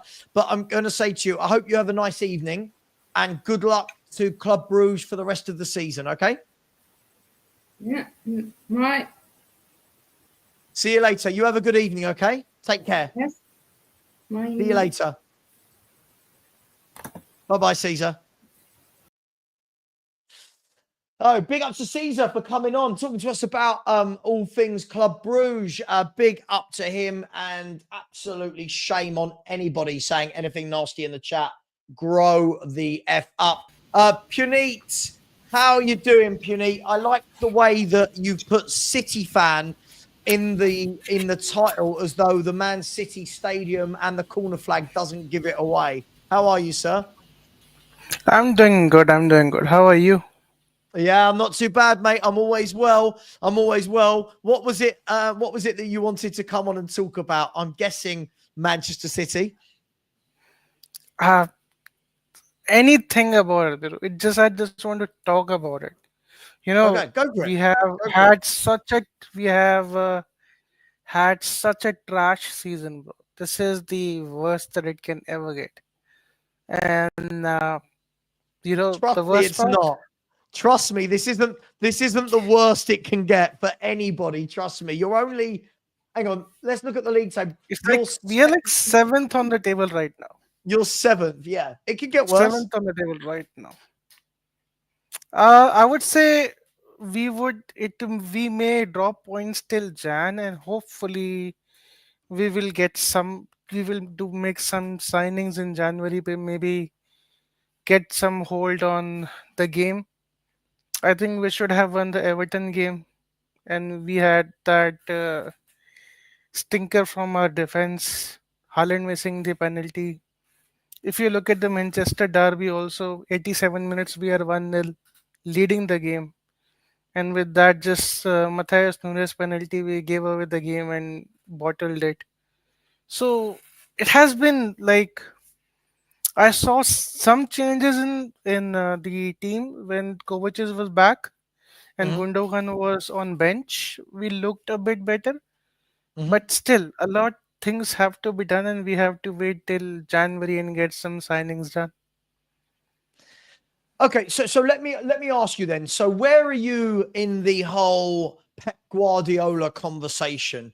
I've seen a lot of Manchester City fans talking about wanting to sack Guardiola. Would you sack Guardiola, or are you fully behind him? Where do you stand on this? I'm actually behind Pep, and the only reason behind because of that is because of he won us the treble. He won us our first Champions League, domestic treble, 4 in a row, FA Cups. He won us so much. So I think he deserves one season where we may not perform well.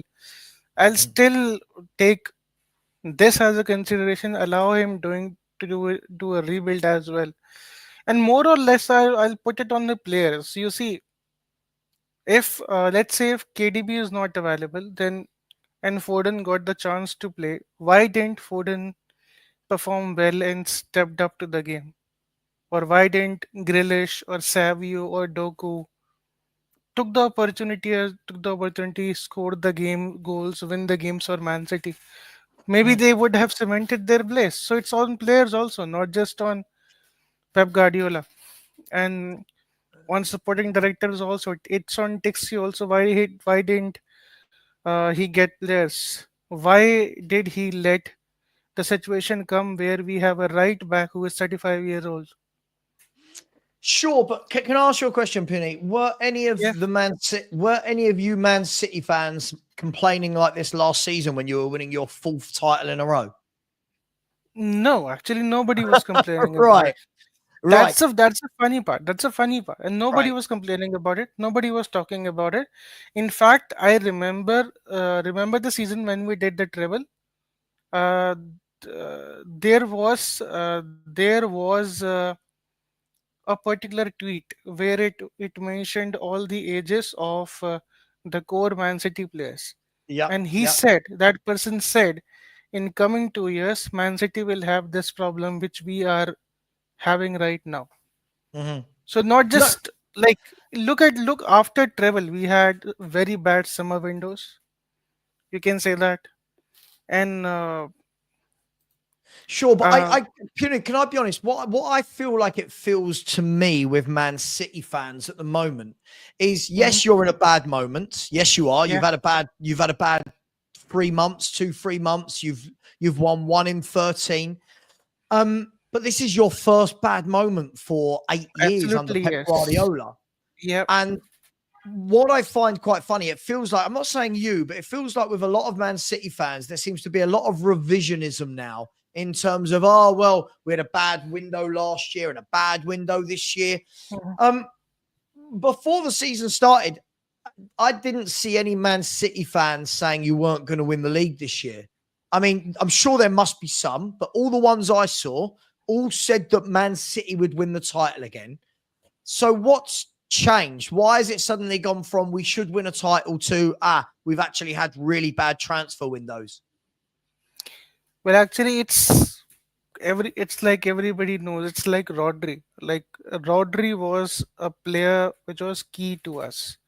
Yep. And think about it: Man City versus Arsenal. The moment till Rodri was injured, Man City was playing like Man City. The Yeah, I agree. moment Rodri gets injured, Man City, it was a difference of night and day. Yep. And the other thing with that is not just Man City. If you look at Pep Guardiola, if you look at Barcelona, or if you look at any system that Pep Guardiola plays, most important position in Pep Guardiola's system is defensive midfielder. Yep. In Barcelona, he had Sergio Busquets. Yep. Sergio Busquets was primarily the anchor. People don't see that Sergio Busquets was the anchor, but he was. In Bayern Munich, Sergio Busquets was one of the best midfielders I've ever seen. exactly. Completely He had, underrated by people. yeah, Class player. he had Kimmich in Bayern Munich.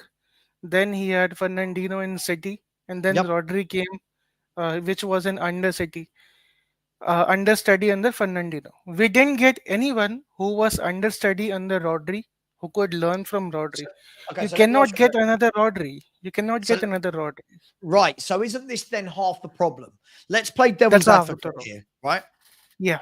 Let's play devil's advocate. Half the problem is when you have a player like Rodri, who is the best in the Yeah. world at what he does by a country mile, Yeah. right? How do you then A, find anybody that can do what Rodri does? B, you're turning around and saying to them, listen, all the while Rodri's fit, you're not getting any minutes of football. How do you find that? How do you find that perfect person that says, yeah, I won't play when Rodri's fit. I'll just sit on a bench. It's very difficult to find that person, right? It is very difficult. I totally agree with you. It is very difficult. That is the reason why when City fans say bring in Zubimendi or let's say so bring in Bruno Gomares, or still if we bring in Bruno Gomares, we can play Bruno Gomares and Rodri together. But if you bring in Zubimendi, what would happen to Zubimendi when Rodri comes back? So I think this is the different. The difference is when you're bringing in a Zubimendi. Again, that's the name I see being bandied about. Pep Guardiola's intelligent enough to find a way to play Man City with both Zubimendi and Rodri. You know, this is one of the best managers in the world we're talking about. He's been one of the greatest that's ever managed. Imagine a midfield that had Zubimendi and Rodri. Now suddenly you've got 100% control of every game because they're two footballers that don't give the ball away. So for me, I don't know if he's gettable, but if he is, and I'm Man City, I would move heaven and earth to bring in Zubimendi in January. Again, we don't know if he's available. We're just football fans, right? I would move heaven and earth to get him. And I would say, look, what I want from you is I want you to do the Rodri role. When Rodri is fit, we're going to find a new system that allows both of you to play with Phil Foden in the 10 or whatever it may be. That for me is what I think Man City need to do. But that's just my opinion. Yeah, possibly, yes, we can do that. If you ask me, my first choice would be Bruno Gomares, and second choice would be Zubimendi. I don't have any third choice. I don't want anyone from any other league to join Man City.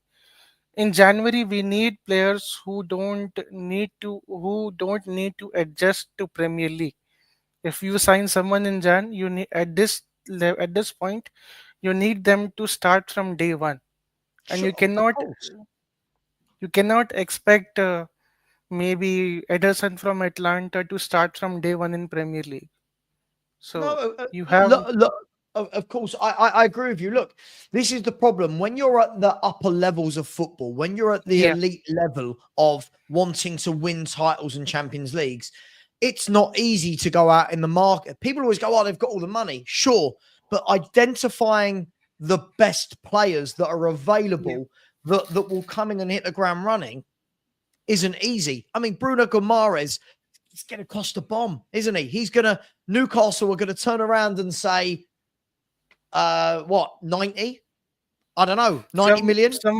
Someone in chat is stating it correctly. Minimum 100 million, I would say. For Bruno Guimaraes, it's minimum 100 million. Okay. So if you're looking at 100 million, right? That's the sort of money you've got to play for a player like that. But again, Bruno Guimaraes, I think he's another really good midfielder that could complement Rodri. What we've got to remember here is Rodri, and for me, Rodri's the best footballer in the world. I've said that for about 4 years. I think he is everything a midfielder. He's got every aspect of a midfielder. He's intelligent. His passing sublime. His defensive ability is brilliant. He's good in the air. He scores goals. He dictates play.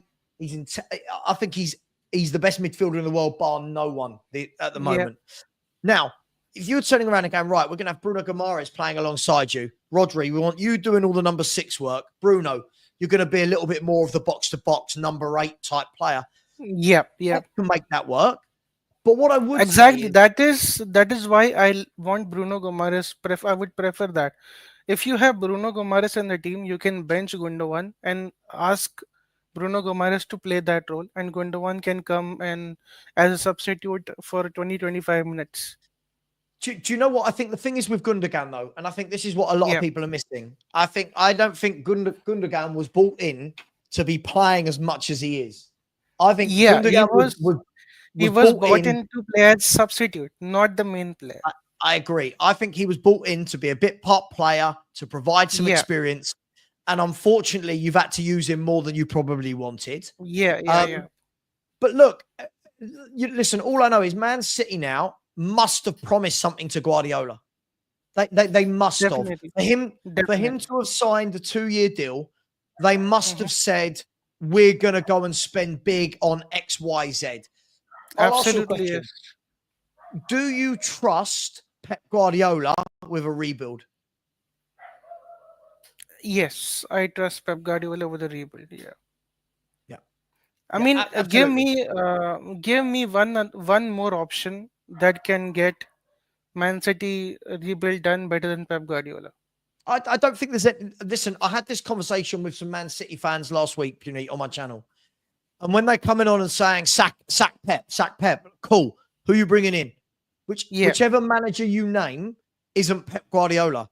I'm not saying someone can't come in and win a title or win a trophy, but there's a difference, right? And this is why when I hear things, and I've seen people in the chat now, really lazy analysis, like, oh, Pep Guardiola's a checkbook manager. Every manager is a checkbook manager. Every manager buys a lot of footballers and spends a lot of money. There's a huge difference between buying top players and being able to manage them, keep them happy, and keep them running through brick walls for you.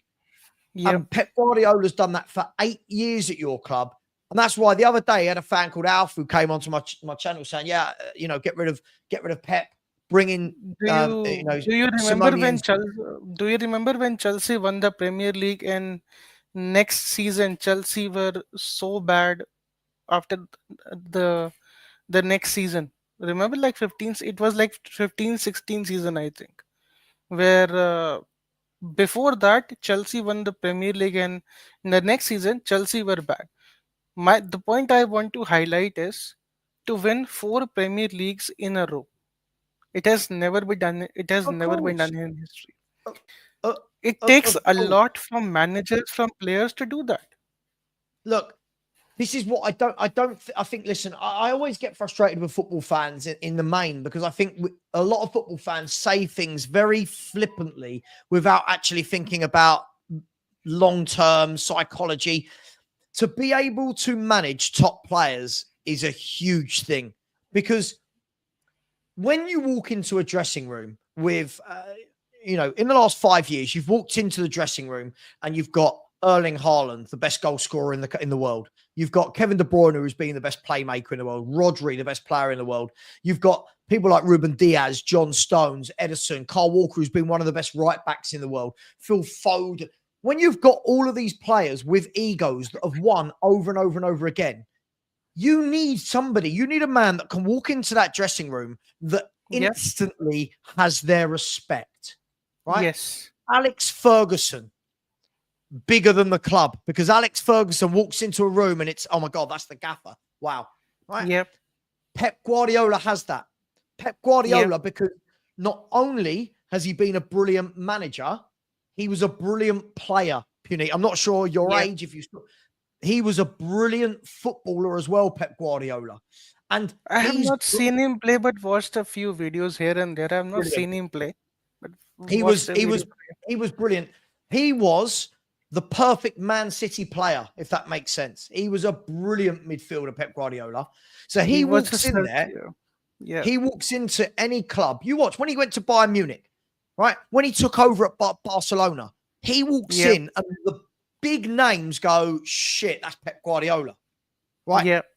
Other managers don't have that, right? Not all managers can do that. There are managers that do very well at smaller clubs, but if they walk into the big clubs, look at Pochettino when he walks in at PSG and he's got Graham Neymar.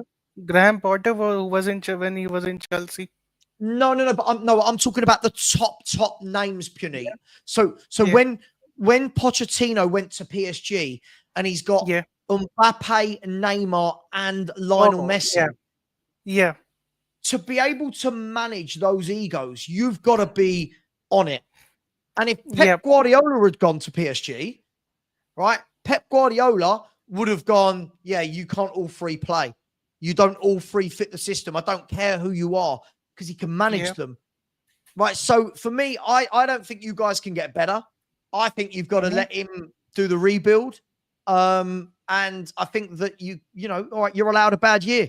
You're allowed a bad season. But point is, there are a few things which are very bad also. For example, we have centre backs who cannot stay fit. John Stones cannot stay fit for 45 minutes. You cannot rely on Ake. You cannot rely on Akanji. Someone in the chat correctly mentioned DM is not the only problem. Look at the midfield. Gundogan is losing balls so easily. Everyone is just running over Gundogan. And the moment instead of Gundogan, Kovacic plays, I see the improvement over there. We are not losing the ball that much as if we lose with Gundogan. Our wingers are not scoring goals. Jack Grealish has not scored a goal for over a year now.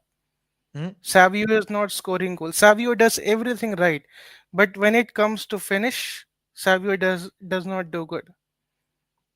Same with Jeremy Doku. There are a lot of problems, and it will take like 2-3 windows to fix all these problems, in my opinion.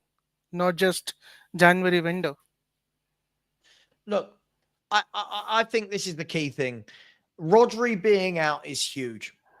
Yep. Your situation at the moment isn't all down to one player being out. Your situation right now isn't. You haven't gone from 1st to 7th and 1 win in 13 because of one midfielder not playing. There are many issues at your club, but sometimes issues take time to sort out, and you've got a manager that knows how to do it. So look, I am going to let you go, Puneet. The big thing for me, what Man City must do though is you've got to get Champions League football next year. You've got to get. I think you will. I think you will.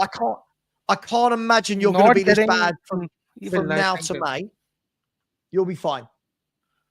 No, I think we will. I think we will be in top four, and which is very important for us for financial purposes also. So, for we cannot lose all that revenue that we get from Champions League. Of course, of course. Look, Puneet, thank you very much for calling in. Really appreciate you, and I'll see you soon. Okay. Yeah, yeah. Okay. You take care, mate. See you later. You too. Bye. Bye bye. And then Mark. Oh, Mark. I was just getting ready to stop the show, but here he is. Mate, if you want to stop, it's fine. I'll go. You're fine, mate. Last person. Mark, how you doing, man? You all right? I'm fantastic. How was your Christmas, bud? Yeah, it was good, man. It was very quiet. I just ate. I just ate and ate and ate like I'd never eaten food before. So just trying to get out of that cycle at the moment. But talk to me, Mark. Football. Yeah. As you know, you've seen me on a lot of shows. I've seen you on a lot of shows. We were on one last night, and this, that, and the other.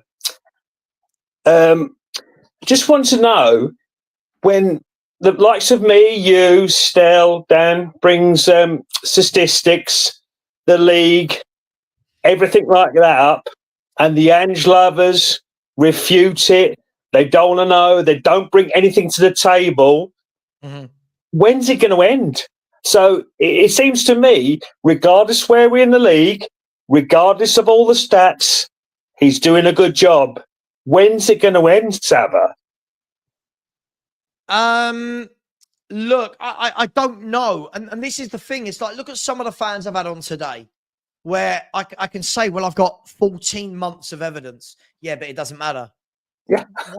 Why doesn't it matter? So let's flip this, Mark. Mm-hmm. Let's flip this, right? When Spurs, in a hypothetical world, Spurs win 2 trophies this year and finish 4th. Hypothetical, right? Mm-hmm. We win the League Cup, we win the Europa League, and we finish 4th. Everyone's going to be losing their minds. Now imagine they come onto my show and go, you were wrong, we've done brilliantly. Imagine I just sit there and go, no, we haven't. Yeah, but we've won all these things. Doesn't matter. Of course it matters. It matters both ways. The evidence is overwhelming as to how bad this manager is doing. But no one's allowed to say it because he's got this army of fans that call people like me toxic for pointing out how far backwards he's taken our football club. Doesn't that make them the toxic ones? Oh, yeah. It's, as I feel sometimes, well, they're quite aggressive with it. Really aggressive. They are really aggressive with it. And you put the facts and figures to them, that's wrong. Well, they are. You've just made that up, or that's from that period. There's always something. That was only 8 games. That was only 18 months.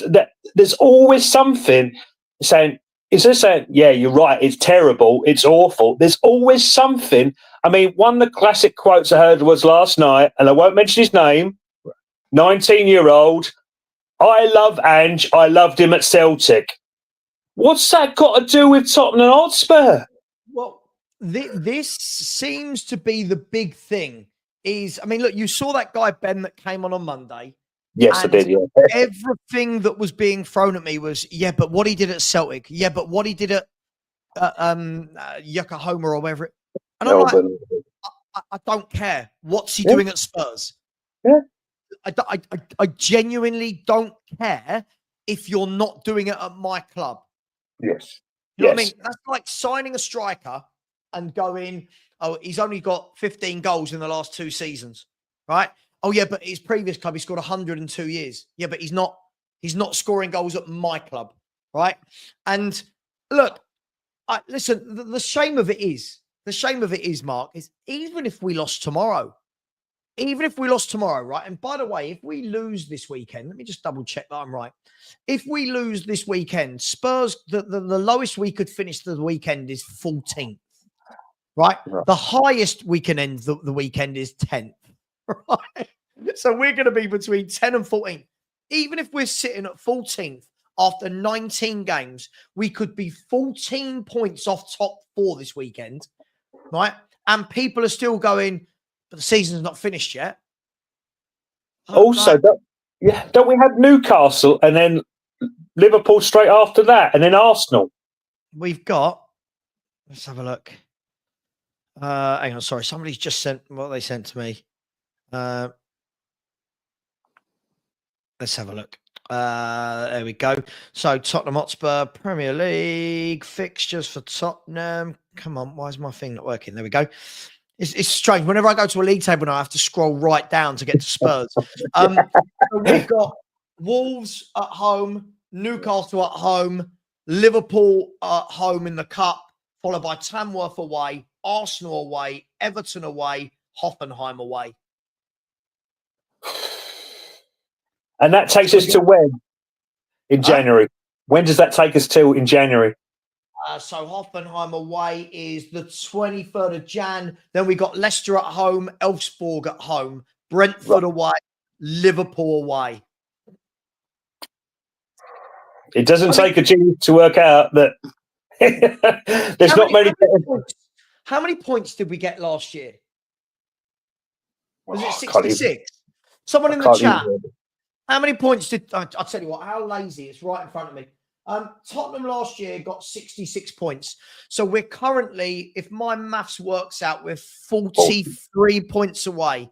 So from the last 20 games, we need to average 2 points a game, right? Is that right?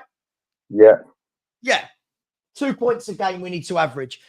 We're not going to average. We're averaging 1.28. Nowhere near. Because you can already tell it's getting panicky on the internet because we're linked with really good players. Look who's going to come in. Yeah, you've seen.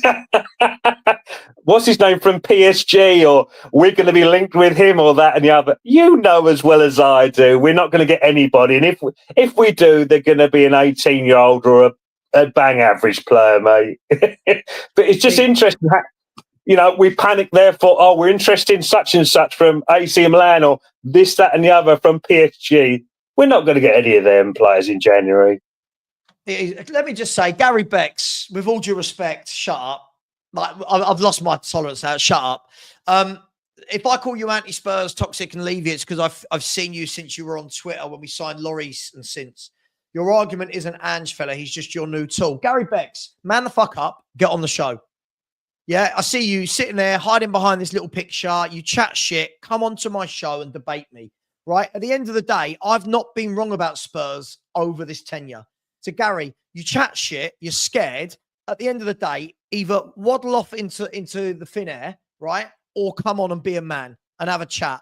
Because tell me what I've been wrong about. This is what I love about idiots like this. Tell me what I've been wrong about in this time. I was 100% right. Me and Stel were 100% right about the new stadium, what it was being built for. We were 100% right under Poch, that we've got a really good team, but we won't kick on. Everyone's going, oh, you're negative. You just hate the club. So go on then, kick on. We didn't. We was 100% right about under Harry Redknapp, what he was going to do. I was 100% right about under Antonio Conte. The reason that he signed an 18-month contract was because he didn't really want to be here and he knew he wasn't going to get backed. When you say this, when you call me toxic, you've spent the whole time watching my show. If I'm toxic and negative, why have you spent the whole time watching my show?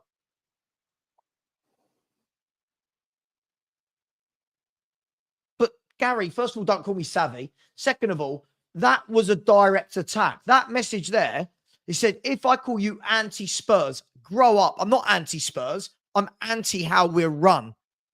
Right? He's just my new tool. Sorry, Mark. I hate comments like that. I will call out because those absolute cowards won't come on. Come on, Gary, and let's have the chat to my face. Let's see you. Come on.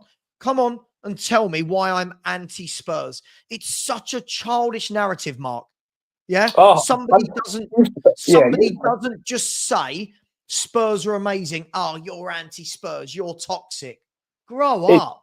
Yeah, it's easy to hide behind a keyboard when you've got people like you who've spent thousands of pounds, on Spurs, away days, this, that, and the other.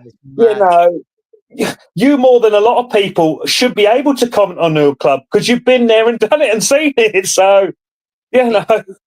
It baffles me. It baffles me. What I love about this is he starts by having a go at me, then says, "Oh, but I'm not saying you're wrong." Well, if I'm not wrong, how am I anti-Spurs?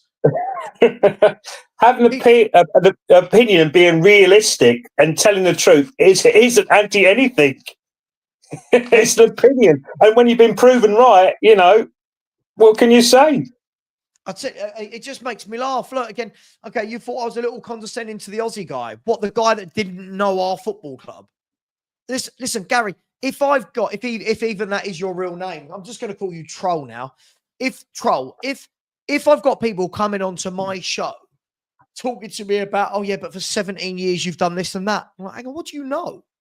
I've got a guy coming on who doesn't know Pochettino, doesn't know Harry Redknapp, doesn't know the situations in which these managers, like, he couldn't tell me what Yo walked into, what Redknapp walked into, what Poch walked into, what Joe's. He doesn't know. And he's sitting there telling me, oh, but for 17 years. Yeah, but Mark, am I right in saying in that 17 years, yeah, we wanted some trophies, but it's not all been shit, has it? No. As I said, the first time we was in the Champions League and stuff like that was a major event. People often forget, though, we had a long time out of Europe as well. And getting into Champions League, well, we never thought we were going to get to them sort of heights before. I mean, it's just interesting how other people come into who don't know their own club. I mean, I don't go into Arsenal's fan forum or whatever and tell them about their club or Chelsea's or anybody else's. I just don't do it. It's not my club. I stick to what I know. It's absolutely mad. I love it though. Listen, I just got a little bit bored of cowards behind keyboards. The one thing that no one can ever say about me is I put my face to the camera every day. Absolutely. I give my opinion. Even when I'm right, I'm absolutely abused. When I'm wrong, I'm absolutely abused. It's just mad. But I think Savva, one thing for me is that people don't realise is the abuse we get as Spurs supporters is horrendous at work, everywhere else. I would love to turn around and say, but we won the league last year. We won the cup last year. So would you. Going down the pub, whatever your mates, they can't teach, Chelsea supporters can't tease you anymore because you've been proven wrong that we've won something. But we can't. So ultimately, we want our club to do well. We want them to win stuff. Yeah. No, absolutely. We're in an era now. We're in this 2024 era where wanting better is seen as toxic and negative, but backing failure is seen as positive. You think about it. People going, "Oh, these people don't deserve Ange." We're negative. These people who are backing failure are positive. Let that sink in. That's madness. That's absolutely madness. In no other walk of life does that work, Mark. If you've got a business and you've got 50 people that work for you, no one can turn around and say to 5 people, for example, that are not hitting their target, "Oh, they're doing well." Sorry, you're not doing well. You're not in target. You're worse than last year. Just give me a 5-year project. It doesn't work in any other walk of life. But hey, it is what it is. But in fairness, if I come on now, I'm getting slaughtered before you go live. I don't know what that means. If I come on now, I'm getting slaughtered before you go live. Dude, I'm live now. I've been live for 3.5 hours.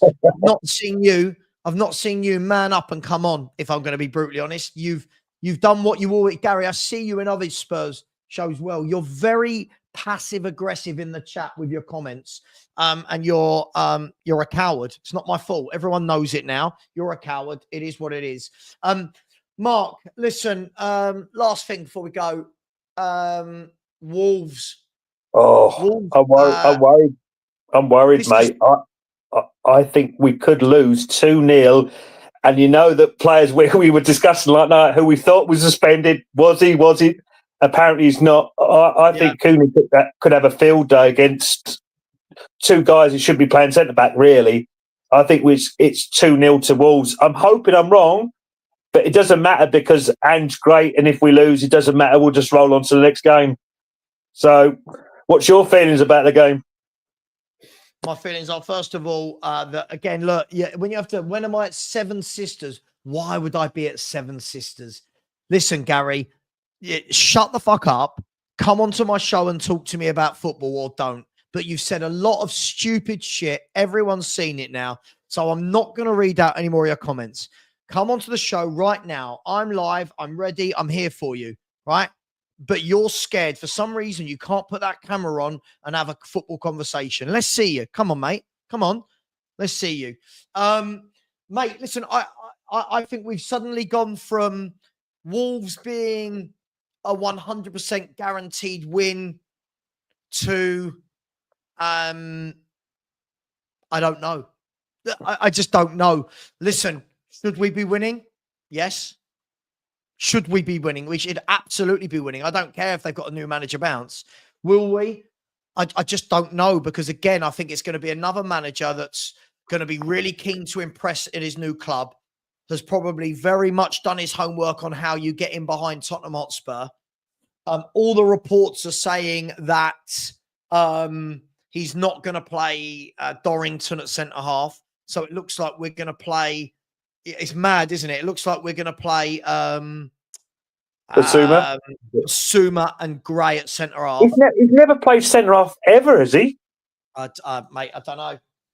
Yeah, I just don't know. What I don't get about it is, in a game like tomorrow, surely if you've got those two centre mids playing at centre back, surely the rest of the team, you say, right, sit in a bit. Sit in a bit. Do not leave them wide open. What I would do, I'd drop Son. Don't put Brendan Johnson. I put Kulo on the right, but also can tuck in. Madison on the left can tuck in as a sort of free roll and play three centre midfielders. So Bentancur. Who else we got now though? It'd have to be who have we got? Because Basuma's in there. So it's Bentancur. Is it Bergwell? Will have to be. Mate, I don't know. All I know is what I would do tomorrow is I would turn around and say, Dorrington, this is your chance. Yeah, that's this is your chance. Go in, play at centre back, show us what you're made of. And the fans wouldn't get on his back because he's a kid making his first full start. The fans wouldn't get on his back. But by playing Gray and Basuma there, you know, he's got nothing to lose because, as I said, he's got a free run. You know, he's got a free run. As in, we expect to lose. Therefore, you put this kid in. Anything better is a bonus. Even if we get a draw, we're like, well, we went on with this young lad. He did all right. We got a draw. Give him another game. What's the worst that can happen? We lose. Well, we're losing now anyway. Yeah, no, absolutely. Absolutely. And absolutely. Yeah, he had his chance. He melted, didn't he, under the pressure? Look, Mark, I am going to leave it there. I'm absolutely shattered now. What happened yesterday, Savva? Hang on. See, look, absolutely. Look, I'm not coming on. Of course you're not. I'll happily chat one-to-one on WhatsApp. Why would I monkey myself for everyone else? But you're a big man behind a keyboard. I don't know. This is what I mean. Why would you come on screen and say the things someone's face that you can say behind a keyboard? You've just summed up everyone on the internet. You're absolute coward. By the way, Davis isn't back. People were talking about Davis coming back. All the reports were that he's had another setback and he's going to be out for a few more weeks. Listen, I'm going to leave it there, Mark. Oh, I don't know. Listen, Spurs will be Spurs. Listen, we should be winning tomorrow. You're going to watch along tomorrow? Yeah. I've got to watch along on. We should be winning tomorrow. Will we? I don't know. By the way, shamelessly, look, we've had a lot of subscribers today. Guys and girls, look at that. 14,896. Can we get 4 more? Can I get 4 more, please? That get me to 14.9k, which means we only need 100 from the last 4 days of the month to get to 15k. Gary, it's just, sorry, mate. Listen, you came in calling me toxic, talking about the days of Twitter. You made yourself look like a big man, and then you flopped. You couldn't come on and have an adult conversation. Anyway, Mark, I will be there for the watch along tomorrow. Of course, I will. Always a pleasure, Thank Savva. you for coming on. Always a pleasure. Take care, everyone. And as always, come on, you Spurs.